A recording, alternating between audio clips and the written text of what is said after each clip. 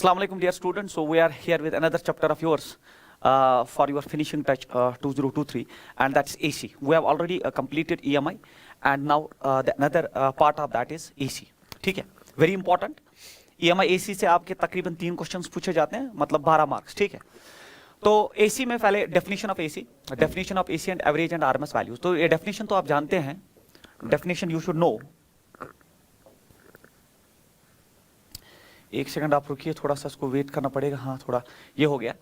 तो definition you should know, definition actually comes from this equation itself, that E is equal to E not sine omega t. तो ये discuss करने से पहले, ये slide discuss करने से पहले, इसी पे तो क्वेश्चन सारे पूछे जाएंगे. मैं अपनी एक स्लाइड इसमें ऐड करना चाहूंगा. वो ये है कि मैंने जब परसों EMI आपके साथ डिस्कस किया तो मैंने बोला that actually there is a thing called as magnetic flux, that's BA cos theta, where B is magnetic field vector, A is area vector, and theta is angle between the two.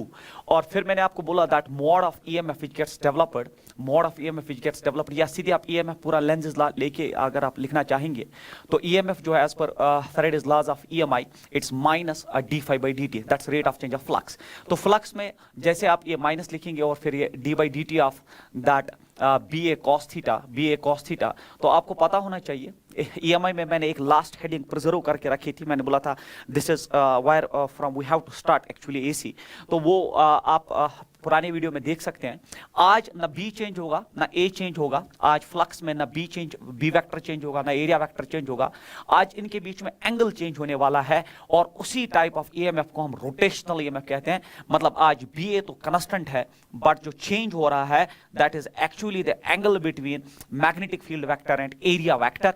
And this type of EMF is called as rotational EMF. इसको हम rotational EMF कहते हैं. और इसी rotational EMF का दूसरा नाम जो है that is alternating, because its sense, its nature is alternating. क्या मतलब होता है थोड़ी देर बाद ही आपको पता चलेगा. तो अब आप जानते हैं E हो गया बराबर माइनस, अगर नंबर ऑफ टर्न्स n है तो मैं लास्ट में मल्टीप्लाई करूंगा कॉइल के, तो ये BA हो गया. डिफरेंशिएशन ऑफ cos थीटा आप सब जानते हैं, that's minus sign theta, and internal differentiation of theta that is d theta by dt. तो फिर आप माइनस इंटू माइनस हो गया प्लस, EMF हो गया बराबर BA, it is sine theta. And you should know that rate of change of angular displacement is called as angular velocity, क्योंकि हम सब जानते हैं that d theta by dt जो आपका है वो होता है ओमेगा, दैट्स एंगुलर वेलोसिटी. और अरेंज करने पे आपको मिला that is BA omega, then it is sin of theta. और अगर कॉइल में n नंबर ऑफ टर्न्स है तो n से आप मल्टीप्लाई करेंगे. ये इक्वेशन है रोटेशनल EMF की, और इसी को हम AC कहते हैं. तो AC का जो बेसिक इक्वेशन है जो आप सब बच्चों को याद होना चाहिए, that is NBA omega sin of theta, where n number of turns is constant, B is constant, magnetic field strength is constant, area vector of the coil is constant, angular velocity, ये सारी चीजें जो है constant है. तो हम लिखते हैं E is equal to E naught sin of theta. This becomes the equation of AC. Alternating that current का जो equation आपके पास है वो है E is equal to E naught sin of theta. तो मैं यहाँ लिखूँ, या तो equation अब आपके पास रहेगी E is equal to E naught sin of theta, ये equation फर्स्ट है, या तो आपके पास इक्वेशन रह सकती है E is equal to E naught, it is sin of omega t, क्योंकि थीटा हम जानते हैं ना, थीटा हम जानते हैं ये ओमेगा इंटू टी के बराबर होता है. तो इन दो में से आप कोई भी इक्वेशन AC के लिए यूज कर सकते हैं एज पर द नीड. तो अगर एंगल में दिया है तो आप थीटा लेंगे, अगर इंस्टेंटेनियस टाइम की बात कर रहा है तो आप ये इक्वेशन ले सकते हो. इन दोनों इक्वेशंस में ये जो E naught है, ये E naught है बराबर NBA ओमेगा, और इसको हम पीक वैल्यू ऑफ AC या मैक्सिमम वैल्यू भी कहते हैं. तो AC का पहला वैल्यू हमारे पास आ चुका है जिसको हम पीक वैल्यू कहते हैं. तो ये हो गया इसका डेरिवेशन पार्ट जो मैंने पूरा फिनिशिंग टच में आपके साथ डिस्कस किया. अदरवाइज मैं सीधे बोल सकता था ये इसके बराबर है. तो पीक वैल्यू हो गया NBA ओमेगा. और अब अगर मैं और एक स्लाइड आपके लिए ऐड कर दूं तो अब मेरे पास इक्वेशन जो EMF की है वो है E not sine of theta. अगर हम इसका जो है इसको अंडरस्टैंड करने के लिए ऐसा कुछ डिस्कस करें कि ये थीटा है और फिर ये हो गया आपका साइन ऑफ थीटा, क्योंकि अगर आपके पास थीटा है तो फिर उसके बाद साइन चाहिए, और फिर ये आपके पास फाइनली ईएमएफ आएगा। अब थीटा 0 डिग्री हो सकता है, थीटा आपका 90 डिग्री हो सकता है, उसके बाद 180, मैं 90 इंक्रीमेंट कर रहा हूं, फिर 270 और लास्ट में आपका 360। मैं पूरे एक साइकिल की बात करना चाहूंगा, पूरे एक साइकिल की बात करना चाहूंगा। नाउ साइन ऑफ 0 डिग्री आप सब जानते हैं 0, फिर आपका जो है जब साइन ऑफ 0 0 हो गया, जब ये साइन ऑफ 0 0 हो गया तो ईएमएफ आपका फाइनली 0 हो गया। साइन ऑफ 90 बच्चों, साइन ऑफ 90 1 होता है, जब साइन 90 1 होता है तो ईएमएफ मैक्सिमम हो गया ई नॉट के बराबर। उसके बाद अगर आप साइन ऑफ 180 की बात करें तो वो -1 हो जाता है। साइन ऑफ 180 नहीं बच्चों, sine of 180 is again 0, sorry, sine of 180 is again 0, तो EMF is again 0। Sine of 270 is -1, sine of 270 is -1, तो ये माइनस ई नॉट हो जाएगा। और sine of 360 is again 0, EMF is 0। तो ये बना आपका सीक्वेंस। और अगर आप इसको ग्राफिकली प्लॉट करना चाहेंगे, अगर आप इसको ग्राफिकली प्लॉट करना चाहेंगे सर किसको, ईएमएफ वर्सेस थीटा या थीटा खुद बराबर है ओमेगा टी, तो अगर आप इसको प्लॉट करेंगे तो आपको पता चल रहा है, आपको पता चल रहा है बच्चों, आपको पता चल रहा है कि 0 डिग्री पे ईएमएफ 0 है, 90 डिग्री पे प्लस वैल्यू है, पॉजिटिव ईएमएफ है ई नॉट मैक्सिमम, 180 पे 0 है, 270 पे नेगेटिव जो है वैल्यू है ईएमएफ का मैक्सिमम, और 360 पे 0। तो ये साइन करू हो गया, साइनोसोडियल साइन करू हो गया, जिसपे 0 डिग्री पे 0, 90 डिग्री पे आपका प्लस ई नॉट है, प्लस ई नॉट है, 180 पे जो है 0 है, फिर 270 पे आपका वैल्यू जो है वो माइनस ई नॉट है, again maximum value but on the negative side, and 360 पे फिर से 0। तो ये हो गया आपका एसी। तो जिसमें पूरे साइकिल में आपका एक आधा पॉजिटिव साइकिल है, पॉजिटिव हाफ है, फिर नेगेटिव हाफ है, फिर से पॉजिटिव हाफ आएगा, फिर से नेगेटिव हाफ आएगा। इसी को हम अल्टरनेटिंग करंट कहते हैं। सो अल्टरनेटिंग करंट और EMF is that current which changes its magnitude as well as polarity after regular intervals of time। अगर आप देखोगे तो पहला हाफ पॉजिटिव है, दूसरा हाफ नेगेटिव, फिर से पॉजिटिव, फिर से नेगेटिव, और इसमें जो ये वेरिएशन है it is after regular intervals of time. This type of EMF और AC, this type of EMF और current is called as alternating current. तो ये हमने इसकी बुनियाद रखी, और जिसमें ये वैल्यू जो है, ये जो टॉप वैल्यू यहाँ पे है, जो ये मैक्सिमम वैल्यू है बच्चों, ये जो मैक्सिमम वैल्यू यहाँ पे या नेगेटिव साइड में, इसी को हम पीक वैल्यू कहते हैं। तो ये दो वैल्यूज जो है ये पीक वैल्यूज ऑफ एसी कहलाते हैं। We call them as peak values. Maximum, इससे ज्यादा आपके पास हो नहीं सकता, इससे कम हो सकता है, इससे कम हो सकता है, इससे ज्यादा वैल्यू हो नहीं सकता। तो पहला वैल्यू हमारे पास एसी का आ चुका है, और एसी की डेफिनेशन भी अब आ चुकी है, और इसका ये ग्राफ, इसका ये शेप जो है ऐसा क्यों है वो हमें इक्वेशन ने पूरा जो है एक्सप्लेन कर दिया। तो इसलिए मैं अगर वापस आ जाऊं अपनी स्लाइड पे वापस आ जाऊं, देख लीजिए ईएमएफ हो गया ई नॉट साइन ओमेगा टी, और ई नॉट इसमें हो गया एनबीए ओमेगा, जिसको आप पीक वैल्यू कहते हैं, जो मैंने अभी आपके साथ पूरा डिस्कस किया। और फिर इसमें पीक वैल्यू देख लीजिए, ई नॉट हो गया peak value, I have already discussed. और फिर और दो वैल्यूज होते हैं, एक वैल्यू को हम एवरेज वैल्यू कहते हैं, और दूसरे वैल्यू को हम आरएमएस वैल्यू कहते हैं। मैं इसमें भी आपकी हेल्प करना चाहूंगा, इसमें भी हम एक चीज जो है, मैं इसमें एक स्लाइड ऐड कर दूंगा आपके लिए। तो उसके बाद होता है एवरेज वैल्यू, उसके बाद होता है average value. Sir average value of AC क्या होता है, क्योंकि इन्हीं वैल्यूज पे आजकल जो है आपके क्वेश्चंस पूछे जाते हैं। एवरेज पीक वैल्यू तो समझ आ गया, अब एवरेज वैल्यू क्या हो गया सर, और फिर आरएमएस वैल्यू क्या हो गया। मैं आपको बोल दूं, अगर आप मैथमेटिकली स्ट्रांग है, और ये कोई भी ग्राफ अगर आप y एंड x में ले रहे हैं, y और x में ले रहे हैं, और इस ग्राफ का कुछ ऐसा शेप है, इसका ये मतलब है बच्चों कि for every value of x there is a value of y, for every value of x there is a value of y। तो हर एक वैल्यू ऑफ x के लिए हर एक वैल्यू ऑफ y जो है आपके पास अवेलेबल है। जब भी ऐसा हो तो एवरेज वैल्यू कितना आएगा सर, तो एवरेज वैल्यू जो होता है, एवरेज वैल्यू जो है हम ऐसे लिखते हैं, it's integration of y dx divided by integration of dx।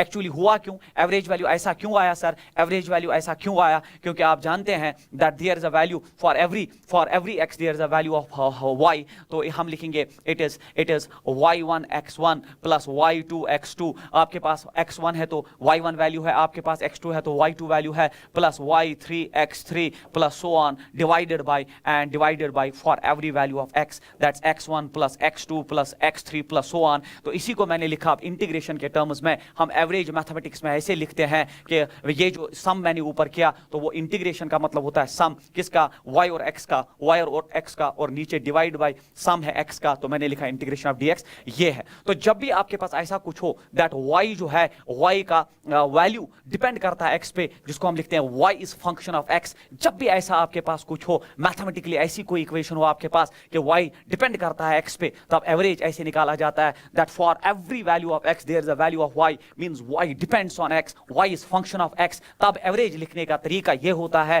That y1 x1 plus y2 x2 plus y3 x3 divided by that so on divided by x1 plus x2 plus x3, और इसको हम mathematically ऐसे लिखते हैं। ये होता है mathematics में एवरेज वैल्यू निकालने का तरीका। सर आपने मैथमेटिक्स में जो एवरेज वैल्यू हमें क्यों पढ़ाया? क्योंकि अगर आप ग्राफ में वापस जाएंगे, अगर आप ग्राफ में वापस जाएंगे तो आपको क्लियर होना चाहिए बच्चे। देख लीजिए आपका ई जो है ये फंक्शन है टाइम का, that EMF is function of time, EMF is function of time because for every value of t there is a different value of theta for every, क्योंकि थीटा ही ओमेगा टी के बराबर है। आप T में बात कर सकते हो थीटा में, तो ईएमएफ फंक्शन ऑफ टी है। यहां क्लियरली पता चल रहा है कि हर एक टाइम पे, हर एक इंस्टेंटेनियस टाइम पे एक डिफरेंट वैल्यू है आपके एसी का। तो ये तो वही इक्वेशन हो गई that EMF is function of time. जैसे अभी आपने यहां पे देखा that y is function of x, अब यहां पे इसको आपने चेंज कर दिया E is function of t. तो देयरफॉर अगर मुझे एवरेज वैल्यू निकालना है एसी का, अगर मुझे एवरेज वैल्यू निकालना है तो मैं लिखूंगा integration of E d t divided by integration of d T. हुआ ही क्या, Y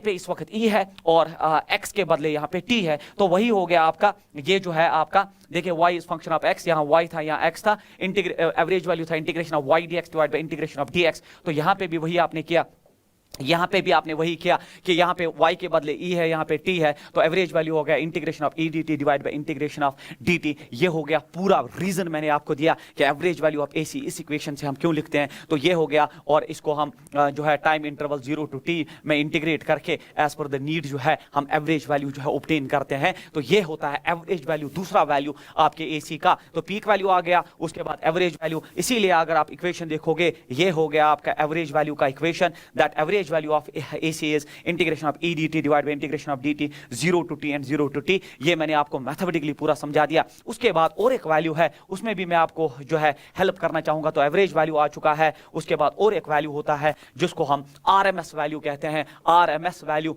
root mean square value कहते हैं इसको। रूट फिर होता है मीन फिर होता है square, we call this as root mean square value. कभी कभी इसको हम इफेक्टिव वैल्यू भी कहते हैं, इफेक्टिव वैल्यू भी कहते हैं। अगर न्यूमेरिकल में वो बोलता है calculate effective value of AC, तो ये इसके सारे नाम है RMS, root mean square value, effective value और वर्चुअल वैल्यू। उस केस में देख लीजिए मुझे निकालना है ERMS EMF का जो है, पहले हम पीक वैल्यू निकाल चुके हैं E नॉट NBA ओमेगा के बराबर। फिर एवरेज मैंने मैथमेटिकली समझाया, एवरेज के लिए इक्वेशन है जो है AC का integration of E dt divide by integration of dt from 0 to t। And in the same fashion अब मुझे EMF का RMS वैल्यू निकालना है। ये निकालने की कोई जरूरत ही नहीं पड़नी चाहिए। सर क्यों? ये बहुत आसान है, क्योंकि RMS means root mean square value. तो खुद ही बोल रहा है पहले रूट लो फिर मीन लो। मीन तो एवरेज होता है बच्चों, एवरेज हम अभी निकाल चुके हैं। तो एवरेज होता है integration of E dt divided by integration of dt। तो ये हो गया पहले R हो गया रूट, फिर मैंने मीन निकाला। मीन अभी मैंने दिखाया आपको। एवरेज तो ऐसे निकालते हैं और फिर लास्ट में स्क्वायर, तो इस पे स्क्वायर करते हैं और इंटीग्रेट करते हैं इसको रिक्वायर्ड टाइम में, दैट इज 0 to t। ये हो गया RMS वैल्यू भी। तो तीनों वैल्यू जो है अब आपके AC के क्लियर होने चाहिए, AC के क्लियर होने चाहिए। पहला पीक वैल्यू होता है मैक्सिमम, फिर एवरेज वैल्यू होता है, और एवरेज वैल्यू मैथमेटिकली मैंने उसकी बुनियाद रख दी कि कैसे जो है एवरेज वैल्यू मैथमेटिक्स में, और फिर उसको हमने इस अपने चैप्टर में इंट्रोड्यूस कर दिया एवरेज वैल्यू ऑफ AC। और फिर लास्ट में root mean square value, effective value और वर्चुअल वैल्यू भी इसको कभी कभी कहते हैं। तो इसने खुद बोला पहले रूट लो फिर मीन लो, मतलब एवरेज लो, क्योंकि एवरेज का दूसरा नाम मीन होता है, और फिर स्क्वायर लो। वही आपकी स्लाइड में है। यहाँ पे आपका जो है तीसरा पॉइंट जो है ये हो गया बच्चों आपका RMS root mean square value. देख लो एवरेज वैल्यू है मैंने उधर लिखा है, ऊपर रूट लिया और E पे स्क्वायर कर दिया है। ये हो गया आपका RMS वैल्यू। उसके बाद है power consumed in AC। Power consumed in AC जो है वो ERMS IRMS cos phi। मैं इसमें आपको हेल्प करूंगा। ERMS IRMS cos phi मतलब RMS value of AC। RMS जो मैंने अभी पढ़ाया आपको, फिर IRMS करंट में भी IRMS cos phi, where phi is called as phase difference between current and voltage, current and EMF। मैं phase difference आपके साथ डिस्कस करना चाहूंगा। तो ये पूरा इक्वेशन मैं आपको फिर से इस पे वापस लाऊंगा, और इसमें जो cos phi है इसको हम पावर फैक्टर कहते हैं। बहुत इंपॉर्टेंट, पावर फैक्टर हमें आइडिया देता है कि एक AC सर्किट कितना पावर कंज्यूम कर रहा है, वो अच्छा सर्किट है कि अच्छा सर्किट है या बुरा सर्किट है, कितना पावर कंज्यूम कर पा रहा है और कितना ऑसिलेट कर पा रहा है, वो इसका काम है cos phi का, जिसको हम पावर फैक्टर। ये जो है ये मैं जब फेजर्स आपके साथ डिस्कस करूंगा ये तब आएगा, फिलहाल मैंने इक्वेशंस में सारा रखा। तो ये हो गया डेफिनेशन ऑफ AC। उसके बाद average average value, RMS value, ये सारी चीजें मैंने पढ़ाई। बट उसके बाद जो है ये स्लाइड्स मैंने ऐड की कि कहां से इनको डेवलप किया, ये आ गया आपके पास, और फिर ये समझा दिया आरएमएस वैल्यू। इसमें मैं और एक ऐड स्लाइड करने जा रहा हूं अब बच्चों। तो अब आपका जो एसी का शेप जो है, एसी आज के बाद जब आप देखोगे that's EMF versus that theta, और it is itself equal to omega t, and the shape of AC is like this. AC कुछ ऐसा शेप का होता है, positive half, negative half, positive half, that's why it's called as alternating, इसीलिए तो इसको alternating कहते हैं बच्चों। और फिर मैं आपको इधर एक चीज समझा दूं, एक कंप्लीट वेव को, एक कंप्लीट वेव जिसमें एक क्रस्ट है, ट्रफ आता है, इसको जो टाइम लगता है उसको टोटल टाइम पीरियड। मैंने देखा जब हम क्लासरूम प्रोग्राम में बच्चों को पढ़ाते हैं तो इनको ये चीजें, बेसिक चीजें पता नहीं होती है, जिसकी वजह से न्यूमेरिकल में प्रॉब्लम हो सकती है। तो ये जो कैपिटल टी है इसको हम टाइम पीरियड ऑफ एसी कहते हैं, we call this as time period of AC. तो ये कंप्लीट टाइम पीरियड होता है, और inverse of this time period जो है उसी को हम नीटा, that is frequency of AC कहते हैं। और remember that in Indian homes, Hindustan के घरों में, इंडियन होम्स एक बार एंट्रेंस में आया था, इंडियन होम्स में ये फ्रीक्वेंसी जो है ये 50 हर्ट्स है। 50 हर्ट्स होता है सेकंड इनवर्स टाइम का, और फिर ये हो गया इंडियन होम्स की फ्रीक्वेंसी 50 हर्ट्स होती है। मतलब एक सेकंड में ऐसे 50 साइकिल जो है हिंदुस्तान के घरों में कंप्लीट होते हैं। ये एक साइकिल होता है, फिर और एक ऐसा साइकिल। तो एक सेकंड में हिंदुस्तान के घरों में जो आपके घर में बिजली आती है उसके 50 फ्रीक्वेंसी होती है। While as in American homes, अगर आप अमेरिकन होम्स की बात करें तो उनका फ्रीक्वेंसी भी हमसे अच्छा है,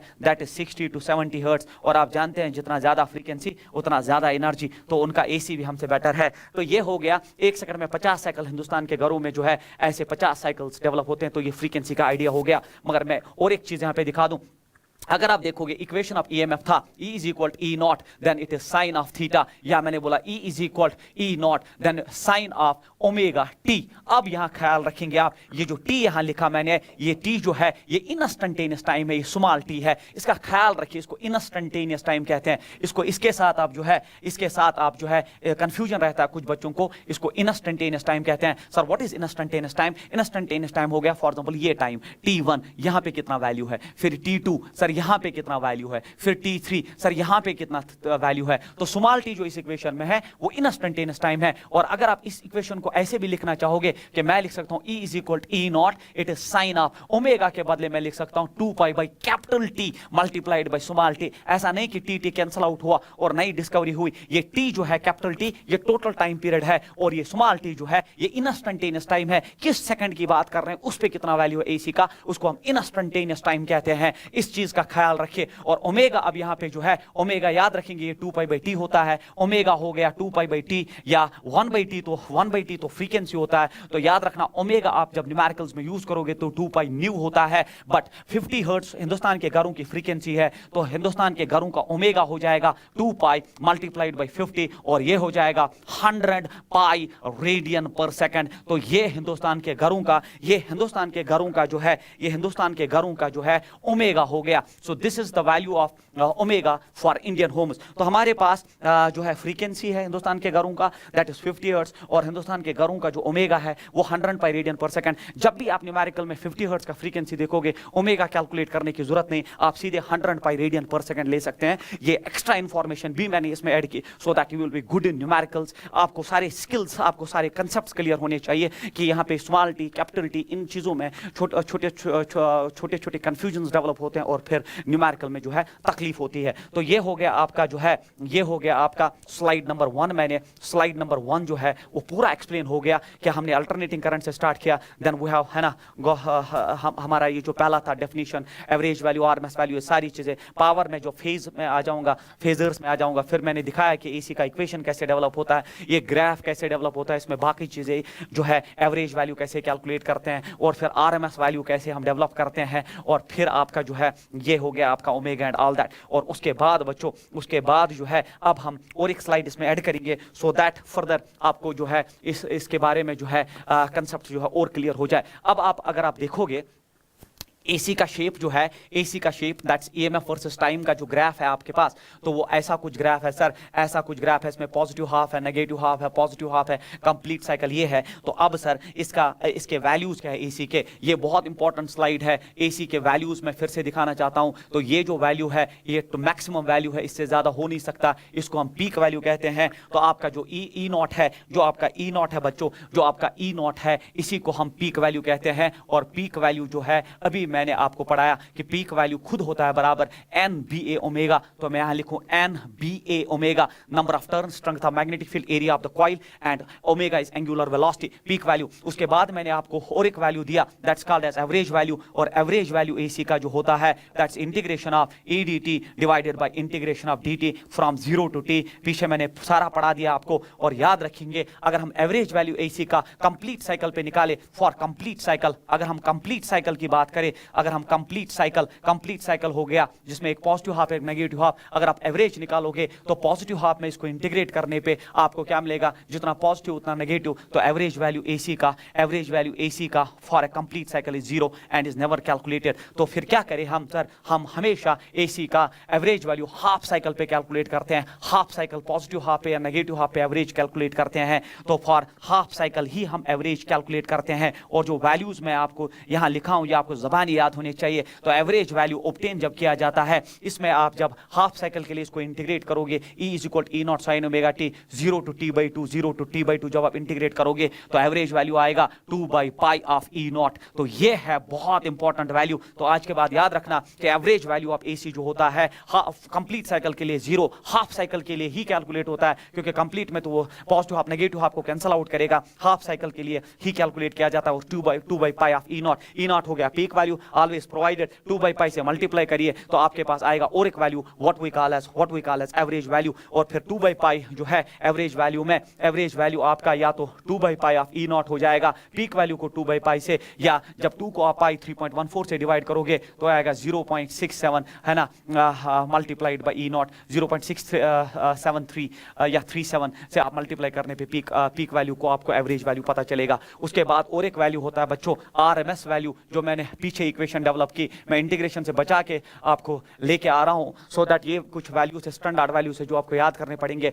और अगर अब आप इसमें आरएमएस वैल्यू, इसमें E is equal to E naught और फिर रूट मीन स्क्वायर निकालेंगे तो फिर RMS value is calculated over complete cycle, क्योंकि स्क्वायर से नेगेटिव हाफ भी पॉजिटिव हो जाता है। और फिर आरएमएस वैल्यू एसी का आता है E नॉट बाई रूट 2, याद होना चाहिए आपको E नॉट बाई रूट 2, मतलब पीक वैल्यू ही इंपॉर्टेंट है। पीक वैल्यू को जब रूट 2 से डिवाइड करेंगे तो आरएमएस वैल्यू आएगा। और फिर अगर आप 1 बाई रूट 2 देखेंगे आरएमएस वैल्यू तो आता है 0.707 टाइम्स E नॉट, और ये हो गया आपका आरएमएस वैल्यू। तो एसी के 3 वैल्यूज होते हैं, क्योंकि हमारा साइनोसोडियल एसी है तो इसमें पीक वैल्यू क्या होता है, और फिर एवरेज वैल्यू हाफ साइकिल के लिए कैलकुलेट होता है, फुल साइकिल का 0 होता है, और हाफ साइकिल का होता है 2 by pi of E not, मतलब पीक वैल्यू को 2 बाई पाई 0.637 E नॉट को मल्टीप्लाई करिए एवरेज वैल्यू आएगा। और फिर आरएमएस वैल्यू पीक वैल्यू को रूट 2 से डिवाइड करिए 0.707 टाइम्स E नॉट जो है आपका आरएमएस वैल्यू होता है। ये चीज जो है अब आप याद रखेंगे। तो अब जो है मैं यहाँ पे लिखूं तो एक वैल्यू हो गया E नॉट को हम बच्चे पीक वैल्यू कहेंगे, this is the maximum value,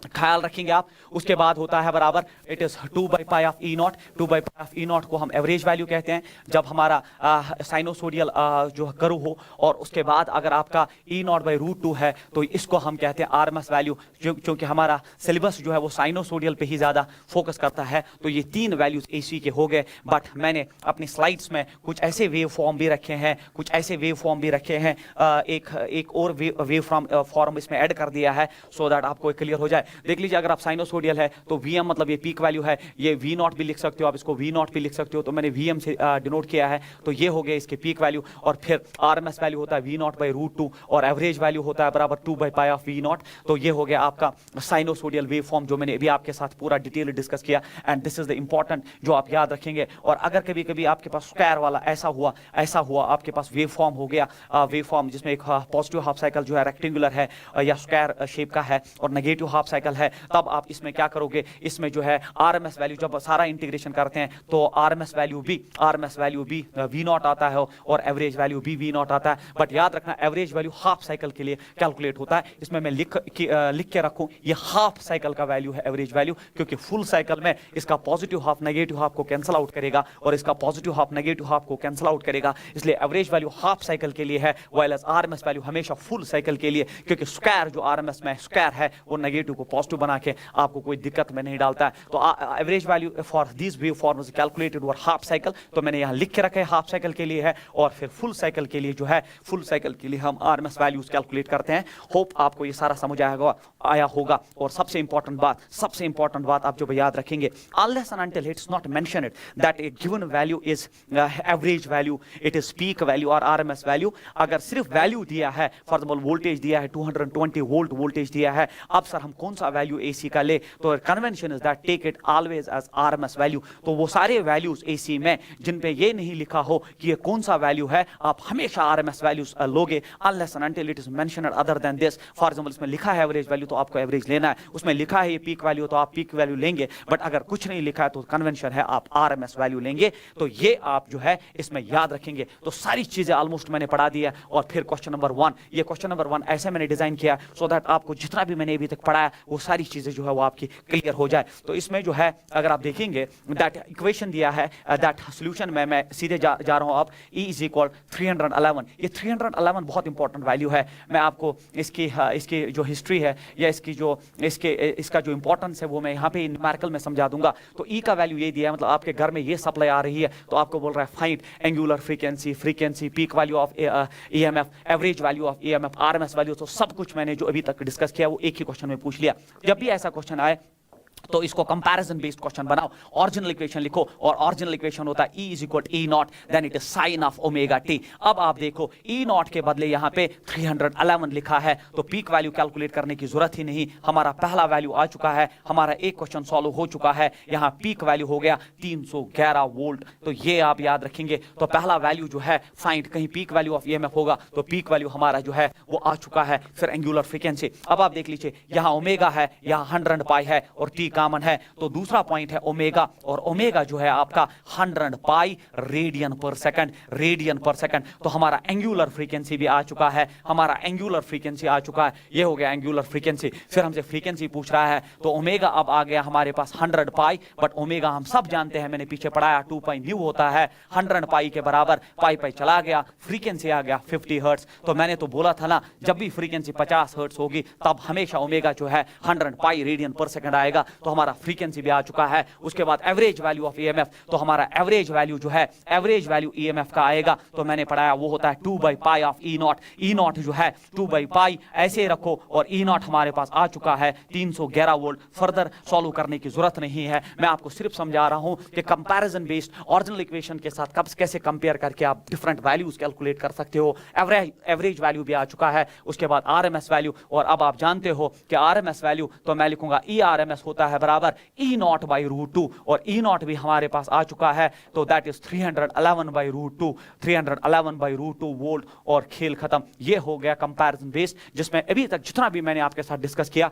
वो इस क्वेश्चन में जो है वो सारा आ चुका है। तो ये इसको कहते हैं, अगर कंसेप्ट क्लियर हो तो आप क्वेश्चन जो है वो बहुत आसान लगते हैं। और फिर ये 311 की स्टोरी आपने नहीं बोली, 311 की स्टोरी में अभी थोड़ी देर बाद आपके साथ जो है डिस्कस करने जा रहा हूं इस क्वेश्चन में। जैसे ये क्वेश्चन है, find the peak value of AC supply 220 volt 50 hertz. तो इस क्वेश्चन में, ये बहुत अच्छा क्वेश्चन है बच्चे, इंपॉर्टेंट क्वेश्चन है। इसमें लिखा है कि आपके पास 220 वोल्ट की सप्लाई है 50 हर्ट्ज, तो यही वो क्वेश्चन हो गया कि इसमें 220 वोल्ट। सर अब हम ये पीक वैल्यू ले, हम ये एवरेज वैल्यू ले, RMS वैल्यू ले, तो मैंने अभी आपको बोला जब ये मेंशन्ड नहीं हो तो आप लेंगे कि जो ये वैल्यू है ये RMS वैल्यू है AC का, और है 220 वोल्ट, और 220 वोल्ट जो है RMS वैल्यू है AC का, आपका RMS वैल्यू है AC का। तो जब ये मेंशन्ड ना हो तो आप हमेशा RMS वैल्यू लो, तो ये 220 वोल्ट का हो गया, और फ्रीक्वेंसी है 50 हर्ट्ज, उसमें कोई प्रॉब्लम नहीं है। अब हमसे पूछ रहा है फाइंड द पीक वैल्यू निकालो। अब बच्चे जिसको पता है कि ERMS होता है बराबर, जो मैंने पीछे पढ़ाया, peak value divide by root 2, तो पीक वैल्यू हो गया बराबर ERMS मल्टीप्लाइड बाय रूट 2। तो इसमें कन्वेंशन आ गया, इसमें फॉर्मूला यूज हुई, तो ERMS आपका 220 है, तो ये हो गया इट इज 220 रूट 2। और याद रखना, जब भी 220 को √2 से मल्टीप्लाई करते हैं तो ये 311 वोल्ट आता है। इसीलिए उस न्यूमेरिकल में वो 311 ऐसे उठा के नहीं डाल दिया, 711 भी लिख सकता था। 311 मतलब याद रखना, जब भी 220, क्योंकि हमारे घरों में जो सप्लाई आती है वो 220 वोल्ट की होती है और जब इसको √2 से मल्टीप्लाई करते हैं वो 311 वोल्ट पे रिड्यूस होता है। तो इस क्वेश्चन में हमें सिखा दिया कि जब सप्लाई पे ये नहीं लिखा हुआ कि कौन सा वैल्यू है, तब आप इसको आरएमएस वैल्यू लीजिए, ये कन्वेंशन है। और फिर आरएमएस वैल्यू, फिर ये पीक वैल्यू हमसे पूछ रहा है तो मैंने निकाल के दिया पीक वैल्यू जो है ये आरएमएस इक्वल E0/√2, क्योंकि हम पढ़ चुके हैं पीछे ये सारे वैल्यूज मैंने मेंशन किए। हमारे पास पीक वैल्यू आया और 311 की स्टोरी आई कि 220 मल्टीप्लाइड बाय √2, क्योंकि हमारे मैक्सिमम न्यूमेरिकल्स और हमारे घरों में जो एसी आता है वो 220 वोल्ट का होता है। और अगर यहाँ एवरेज वैल्यू भी ये पूछ लेता, ई एवरेज भी पूछ लेता, तो हमारे पास अब पीक वैल्यू आ चुका है 220/√2, तो ये होता है एवरेज वैल्यू होता है 2/π ऑफ E0। तो ये मैं लिख सकता हूँ 2/π ऑफ E0, और मेरे पास पीक वैल्यू आ चुका है वो है 311, और ये हो गया एवरेज वैल्यू भी। तो अगर आपके कंसेप्ट क्लियर है, चीजें पता है, तो ये न्यूमेरिकल्स बहुत आसान है। तो ये हो गया एक सेक्शन हमारा कंप्लीट। तो फिर ये है दूसरा section of this, and this is the most important. इससे बच्चों को डर लगता है, एसी से बच्चों को डर लगता है, but believe me EMI and AC आपको 3 क्वेश्चन देके जाएगा इस साल, जिसमें 3 क्वेश्चन का मतलब होता है 12 मार्क्स, और आप ये छोड़ के नहीं जा सकते। तो ये जो चैप्टर्स मैंने जितने भी अभी तक चैप्टर्स डिस्कस किए आपके साथ, जैसे इलेक्ट्रोस्टैटिक्स, फिर मैंने कैपेसिटर्स, फिर magnetic effects of current, magnetism, EM waves, EMI and AC, और लास्ट चैप्टर जो मैं आपके साथ डिस्कस करने जा रहा हूं दैट्स मॉडर्न फिजिक्स, जो हमारा नेक्स्ट हेडिंग होगा। ये चैप्टर्स आपके कम से कम 50 से 60 मार्क्स आपके नीट में जो है जो है इनका जो स्ट्रेंथ आपके नीट में 60 मार्क्स ऑलमोस्ट जो है आपके एंट्रेंस में डायरेक्टली पूछे जाएंगे, और 60 मार्क्स कम नहीं होते हैं। अगर आप इन वीडियोस को फॉलो करोगे, आई गारंटी यू कि आपके वो 60 मार्क्स जो है वो आराम से आ सकते हैं। AC through a pure resistor, inductor and a capacitor, ये तो मैंने एक ही हेडिंग में पढ़ा दिया। और ये जो डायग्राम्स है इनको हम फेजर डायग्राम्स कहते हैं, we call them as phasor diagrams. तो ये एक ही हेडिंग में है, बट थोड़ा सर जैसे आपने उसमें भी हेल्प किया फेजर डायग्राम, वरना अगर आप देखोगे फिनिशिंग टच मींस मैं सीधे इस पे क्वेश्चंस दिखाता, ये चीजें डिस्कस ही नहीं करता। बट मुझे लगा कि कोविड का इंपैक्ट, बाकी चीजें जो है, जो ऑनलाइन का प्लेटफॉर्म जो लोगों को पहले बहुत अच्छा लगता था, बट फिर पता चला कि हमारे क्लास में कितना डैमेज है, बच्चों के जो है बेसिक कंसेप्ट्स भी वीक हो चुके हैं। तो इसीलिए ये सारा मैं इसमें इंक्लूड कर रहा हूं, so that at this last stage of your preparation आपको सच में हेल्प मिले। अदरवाइज जो है इससे बेटर था कि आप खुद पढ़ते। तो that is why I am teaching you each and everything, so that you will feel better at your places. AC through a pure resistor, inductor and capacitor. तो अब बच्चों मैं यहाँ पे स्लाइड ऐड करने जा रहा हूँ, तो स्लाइड ऐड करने जा रहा हूँ। अब आप ख्याल रखेंगे, सिर्फ फॉर दो स्टूडेंट्स जिनके बेसिक भी वीक है, उनके लिए ये जो है एक वरदान साबित होगा, ये एक अच्छी चीज साबित होगी। देखो, AC through a pure resistor में एक हेडिंग पढ़ाता हूं क्लास में, that's called as AC through a pure resistor. Through a pure resistor. जब हम प्योर लिखते हैं, सर प्योर क्यों लिखते हैं? प्योर मतलब कोई मिलावट नहीं, मतलब आपका जो एलिमेंट है सर्किट में वो सिर्फ रेजिस्टर है, तो इसी को हम कहते हैं AC through a pure resistor. मतलब मैंने रेजिस्टर को जिसकी रेजिस्टेंस आर है उसमें एसी कनेक्ट कर दिया। इसका ख्याल रखिए, एसी का सिंबल ये होता है। सर एसी का सिंबल ये क्यों होता है? क्योंकि मैंने वेव फॉर्म पीछे पढ़ा दिया। एसी ऐसा होता है जिसमें पॉजिटिव हाफ नेगेटिव हाफ होता है, इसी को हम यहाँ एक मिनिएचर साइन में कन्वर्ट कर देते हैं। तो जब भी आपको ऐसा कुछ दिखे तो ये एसी होता है। अब एसी का जो ईएमएफ है, इक्वेशन तो E0 sin ओमेगा t है, जो मैं पीछे पढ़ा चुका हूं। तो अगर मैं यहाँ एसी का जो ईएमएफ इसको सप्लाई करने जा रहा हूं, that's is equal E0 sin omega t, तो दिमाग कहता है सर जैसे आप इतना ईएमएफ इसमें आपने कनेक्ट किया तो डेफिनेटली यहाँ से करंट फ्लो होगी आई, और वो करंट जो है फिर सर्किट कंप्लीट होगा। अगर आप ईएमएफ का इक्वेशन आ चुका है sir, E is equal E0 sin omega t, ख्याल रखेंगे बच्चे, यही इंपॉर्टेंट है इसमें। जिसको ये समझ आया वो इसमें न्यूमेरिकल कर सकता है। अगर इक्वेशन ऑफ ईएमएफ ये है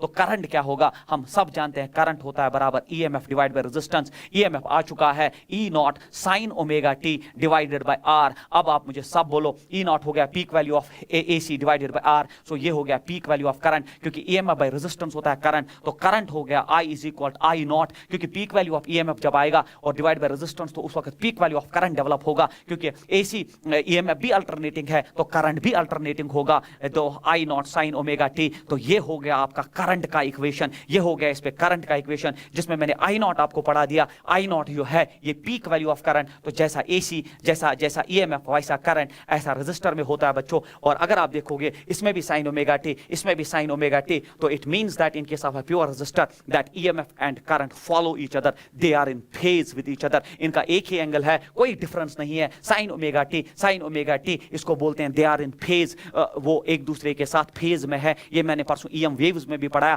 that electric field and magnetic field are in phase, क्योंकि दोनों में साइन के x minus omega t, magnetic field में भी साइन के एक्स माइनस ओमेगा टी। मैंने बोला they are in phase with each other, they are mutually perpendicular to each other. Is a different story in electromagnetic waves, electric field and magnetic field, but they are in phase क्योंकि they are guided by the same equations. तो यहाँ पे भी sign omega T, यहाँ पे भी sign omega T. इसे पता चला that in case of pure resistor, that in case of pure resistor, वो तो हमने लिखा ही ऊपर है that EMF and current are in phase, EMF and current are in phase. याद रखेंगे, मतलब there is no phase difference, no phase difference, कोई फेज डिफरेंस नहीं होता है। किस केस में सर? प्योर रेजिस्टर में कोई फेज डिफरेंस नहीं होता। इसीलिए अगर इसका फेजर डायग्राम हम बनाए, फेजर डायग्राम में हम करंट और वो पोटेंशियल को, ईएमएफ को वेक्टर ट्रीट करके चलते, दे आर नॉट वेक्टर्स का ख्याल रखिए। तो अगर ये करंट का एरो में बनाता हूं तो इसका मतलब अगर करंट का एरो ये है तो पोटेंशियल भी रेजिस्टर में जो है वी आर जो है दे आर इन फेज, एक ही लाइन पे है, इनमें कोई डिफरेंस ही नहीं है, इनमें कोई फेज डिफरेंस ही नहीं है। इसीलिए ये एक ही लाइन पे मर्ज होते हैं और इस डायग्राम को हम फेजर डायग्राम कहते हैं। इसी डायग्राम को हम बच्चे phasor diagram of pure resistor connected in AC है। तो अगर इसमें आप देखोगे these two arrows are pointing in the same direction, that is why there is no phase difference। तो ये हो गया करंट और ये हो गया वी आर, या आप इसको ऐसे भी लिख सकते हो इन टर्म्स ऑफ रेजिस्टेंस। अगर ये आई हो गया रेजिस्टेंस में तो रेजिस्टेंस भी यहीं से आएगा। तो कभी कभी हम रेजिस्टेंसेस में भी क्वेश्चंस डायरेक्टली देखते हैं। तो यहाँ चाहे आप पोटेंशियल ड्रॉप लिखो that is V R, that is EMF potential drop in case of resistor, या आप सीधे आर लिखो तो ये हो गया phasor diagram for a pure resistor. और फिर उसके बाद हम लिखेंगे प्योर इंडक्टर। अब हम एसी थ्रू प्योर इंडक्टर जो है पास करेंगे। ये चीजें आप देख लो, आपसे वादा करता हूं मैं, तो आपका जो है एसी बेटर हो जाएगा। अब मैं एक प्योर इंडक्टर लाता हूं बच्चे। प्योर इंडक्टर हो गया कॉइल, जो हमने ईएमआई में पीछे पढ़ा, और ये आपने अब एसी के साथ कनेक्ट किया। अब एसी में जैसे इसको कनेक्ट किया, हर एक कॉइल का कोएफिशिएंट ऑफ सेल्फ इंडक्शन होगा, हर एक कॉइल का अपना कोएफिशिएंट ऑफ सेल्फ इंडक्शन, जिसको हम एल से डिनोट करते हैं। अब इस केस में मैं आपको एक टेक्निक दिखाऊंगा जिससे आपका काम आसान होगा। इसमें हम करंट को मान के चलते हैं, ये आई नॉट साइन ओमेगा टी है। सर इसमें आप करंट क्यों दे रहे हैं एसी का? क्योंकि इससे चीजें आसान होती है। अदरवाइज अगर आप लेंथी भी करना चाहते हैं वो दूसरी बात है, एंट्रेंस मीन स्पीड। बच्चों हम यहाँ करंट देते हैं, बट एसी वाली current I naught sine omega t. अब हमारे पास करंट का इक्वेशन आ चुका है, I is equal to I naught sine omega t. तो दूसरा काम होगा, अब सर अगर यहाँ करंट दिया है तो यहाँ ईएमएफ निकालो। हम जानते हैं इंडक्टर में ईएमएफ डेवलप्ड होता है L d i by d t. That is why मैंने यहाँ करंट इंड्यूस कर दिया, यहाँ करंट दिया और ईएमएफ आ गया। अगर आप यहाँ ईएमएफ देते फिर आपको 2 पेज पे इंटीग्रेशन करनी थी, तब जाके ईएमएफ आता। तो रजिस्टर में आसान था, वहां ईएमएफ देके करंट निकाला, यहाँ करंट देके ईएमएफ निकालने में ही हमारी भलाई है। तो मैं लिख सकता हूँ E is equal to L, ये हो गया डी बाई डी टी। देखो पूरी डेरिवेशन पढ़ा रहा हूँ, अदरवाइज नहीं हो सकता ऐसे बच्चे इतने कम टाइम में। I naught it is sine omega t, क्योंकि मैंने यहाँ पे जो है आई का वैल्यू पुट कर दिया, I naught sine omega t. I naught बाहर आएगा तो ये बनेगा आई नॉट एल, ये बनेगा I naught L. Differentiation of sine theta cos theta होता है, ये हो गया cos omega t into internal differentiation of omega t होता है ओमेगा। तो मैं लिख सकता हूं it is I naught omega L, then it is cos of omega t. Now tell me one thing, आप सब जानते हैं दैट पोटेंशियल होता है बराबर करंट मल्टीप्लाइड बाय रेजिस्टेंस। इसका तो डायमेंशन ही नहीं होता है, कॉस थीटा इज डायमेंशनलेस। आपने यूनिट्स एंड डायमेंशन में पढ़ा होगा। तो मैं लिखूंगा ईएमएफ इज इक्वल, तो करंट मल्टीप्लाइड बाय ईएमएफ हमेशा होता है करंट मल्टीप्लाइड बाय रेजिस्टेंस। तो ये मैं लिखूंगा it is current I nought multiplied by resistance, इसको हम एक्स सबस्क्रिप्ट एल से डिनोट करते हैं। ख्याल रखेंगे आप इस चीज का। Then it is cos of omega t. XL क्या होता है? एक्सएल को हम इंडक्टिव रिएक्टेंस कहते हैं। याद रखना बच्चे, एक्सएल को हम इंडक्टिव रिएक्टेंस कहते हैं। We call this as inductive reactance, हम इसको इंडक्टिव रिएक्टेंस कहते हैं। और एक्सएल किसके बराबर है सर? यहां पे देख लीजिए, ओमेगा इंटू एल। याद रखना बच्चे कि हर इंडक्टर अपनी एक रेजिस्टेंस एसी को प्रोवाइड करता है, उस रेजिस्टेंस को हम इंडक्टिव रिएक्टेंस कहते हैं। जैसे एक रेजिस्टर रेजिस्टेंस प्रोवाइड करता है जिसको हम आर से डिनोट करते हैं, वैसे एक इंडक्टर भी अपनी रेजिस्टेंस ऑफर करता है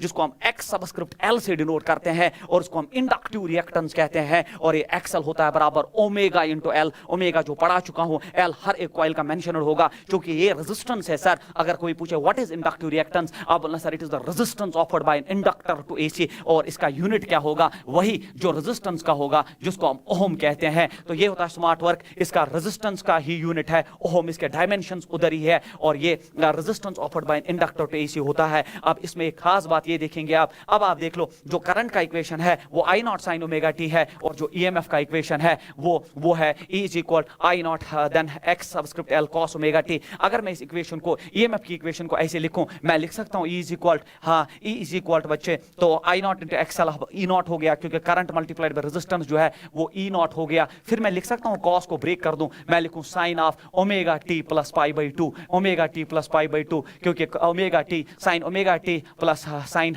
थीटा प्लस 90 जो होता है वो कॉस थीटा होता है। तो ये मेरी दूसरी इक्वेशन, अब मैं इसको लिखता हूं, इसको लिखने की जरूरत नहीं है। अब कंपेयर करिए फर्स्ट और सेकंड को, तो यहां पे I is equal I naught sine omega t है और यहां पे ईएमएफ है E naught sine omega t plus pi by two. इसे क्लियर हो गया that in case of pure inductor EMF जो है वो करंट को लीड करता है 90 डिग्री से, क्योंकि यहां तक आपका साइन ओमेगा टी है, यहां तक आपका साइन ओमेगा टी है, बट ईएमएफ में प्लस 90 है, प्लस पाई बाई टू है और पाई बाई टू 90 डिग्री वैल्यू होता है। तो कंक्लूजन ये हुआ कि प्योर इंडक्टर में ईएमएफ ही लीड करता है करंट को, प्योर रेजिस्टर में कोई लीड और लैग नहीं था, बोथ जो है follow each other. But in case of this, in case of pure inductor EMF leads. इसीलिए अगर आप फेजर डायग्राम बनाओगे तो अगर ये करंट का फेजर है, अगर ये करंट का फेजर है तो हम क्या करेंगे इस केस में, ईएमएफ लीड करता है बच्चे, ईएमएफ लीड करता है तो हम लिखते हैं VL इस एक्सिस पे, ऊपर Y एक्सिस पे, क्योंकि ऊपर की तरफ जो है 90 डिग्री जो है 90 डिग्री या जिसको आप पाई बाई टू कहते हैं। तो ये हो गया phasor diagram of pure inductor.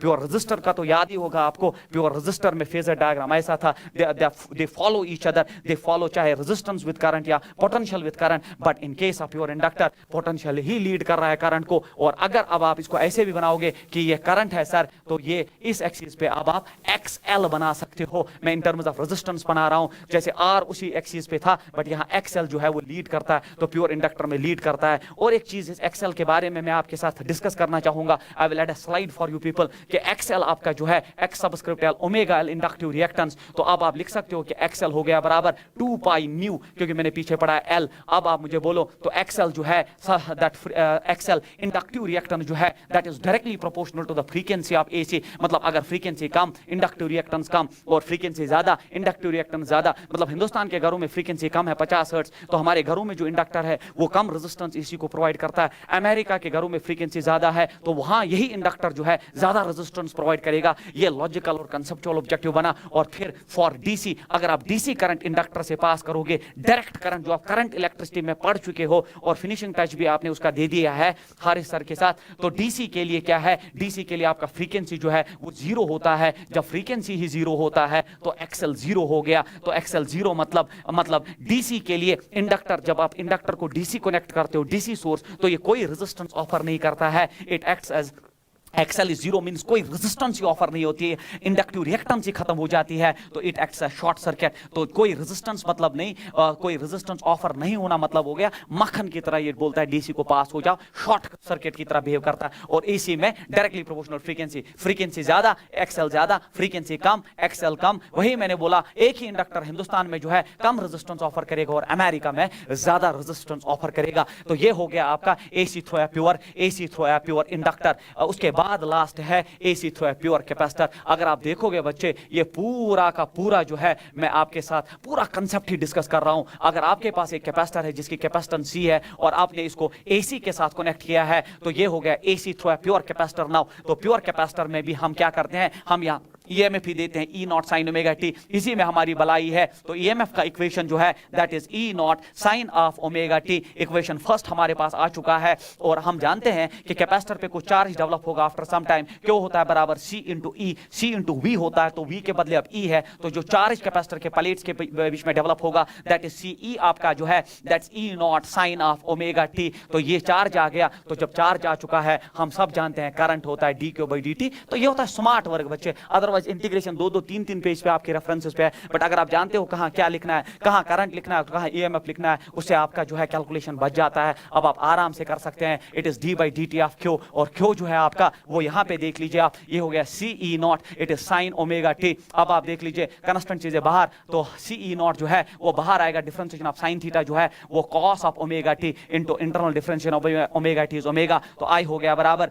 ये हो गया बराबर E nought, it is omega C and then it is cos of omega t. अब मैं थोड़ा सा इसको मॉडिफाई करने जा रहा हूं क्योंकि उसमें हमारी भलाई है। आई इज इक्वल, मैं लिखूं E naught divide by 1 by omega C, reason भी समझा दूंगा और इससे हमें मिला क्या, उसका फायदा क्या है। मुझे बोलो अगर लेफ्ट हैंड साइड से करंट है तो करंट हमेशा होता है पोटेंशियल डिवाइड बाय रेजिस्टेंस, तो इसलिए मैंने इसको नीचे खींचा। अब मैं सीधे ओमेगा सी को नीचे नहीं खींच सकता था, 1 by omega C, so that 1 by omega C वापस मल्टीप्लाई होगी, इक्वेशन पे कोई फर्क नहीं पड़ा, बट करंट हो गया पोटेंशियल डिवाइड बाय रेजिस्टेंस। तो मैं लिख सकता हूं I is equal E naught divided by, इसको एक्स सी अब आप कहेंगे, then it is cos of omega t, क्योंकि करंट हमेशा होता है पोटेंशियल डिवाइड बाय रेजिस्टेंस। तो हमें यहां का भी रेजिस्टेंस अब मिल चुका है, हमें यहां का भी रेजिस्टेंस मिल चुका है जिसको हम XC कहेंगे, और XC को हम कैपेसिटिव रिएक्टेंस कहते हैं। तो remember that we have another resistance that is capacitive reactance, it is the resistance offered by capacitor to AC and its unit will be same, that is omega, और इसका value जो है XC का value जो है ये 1 by omega C है,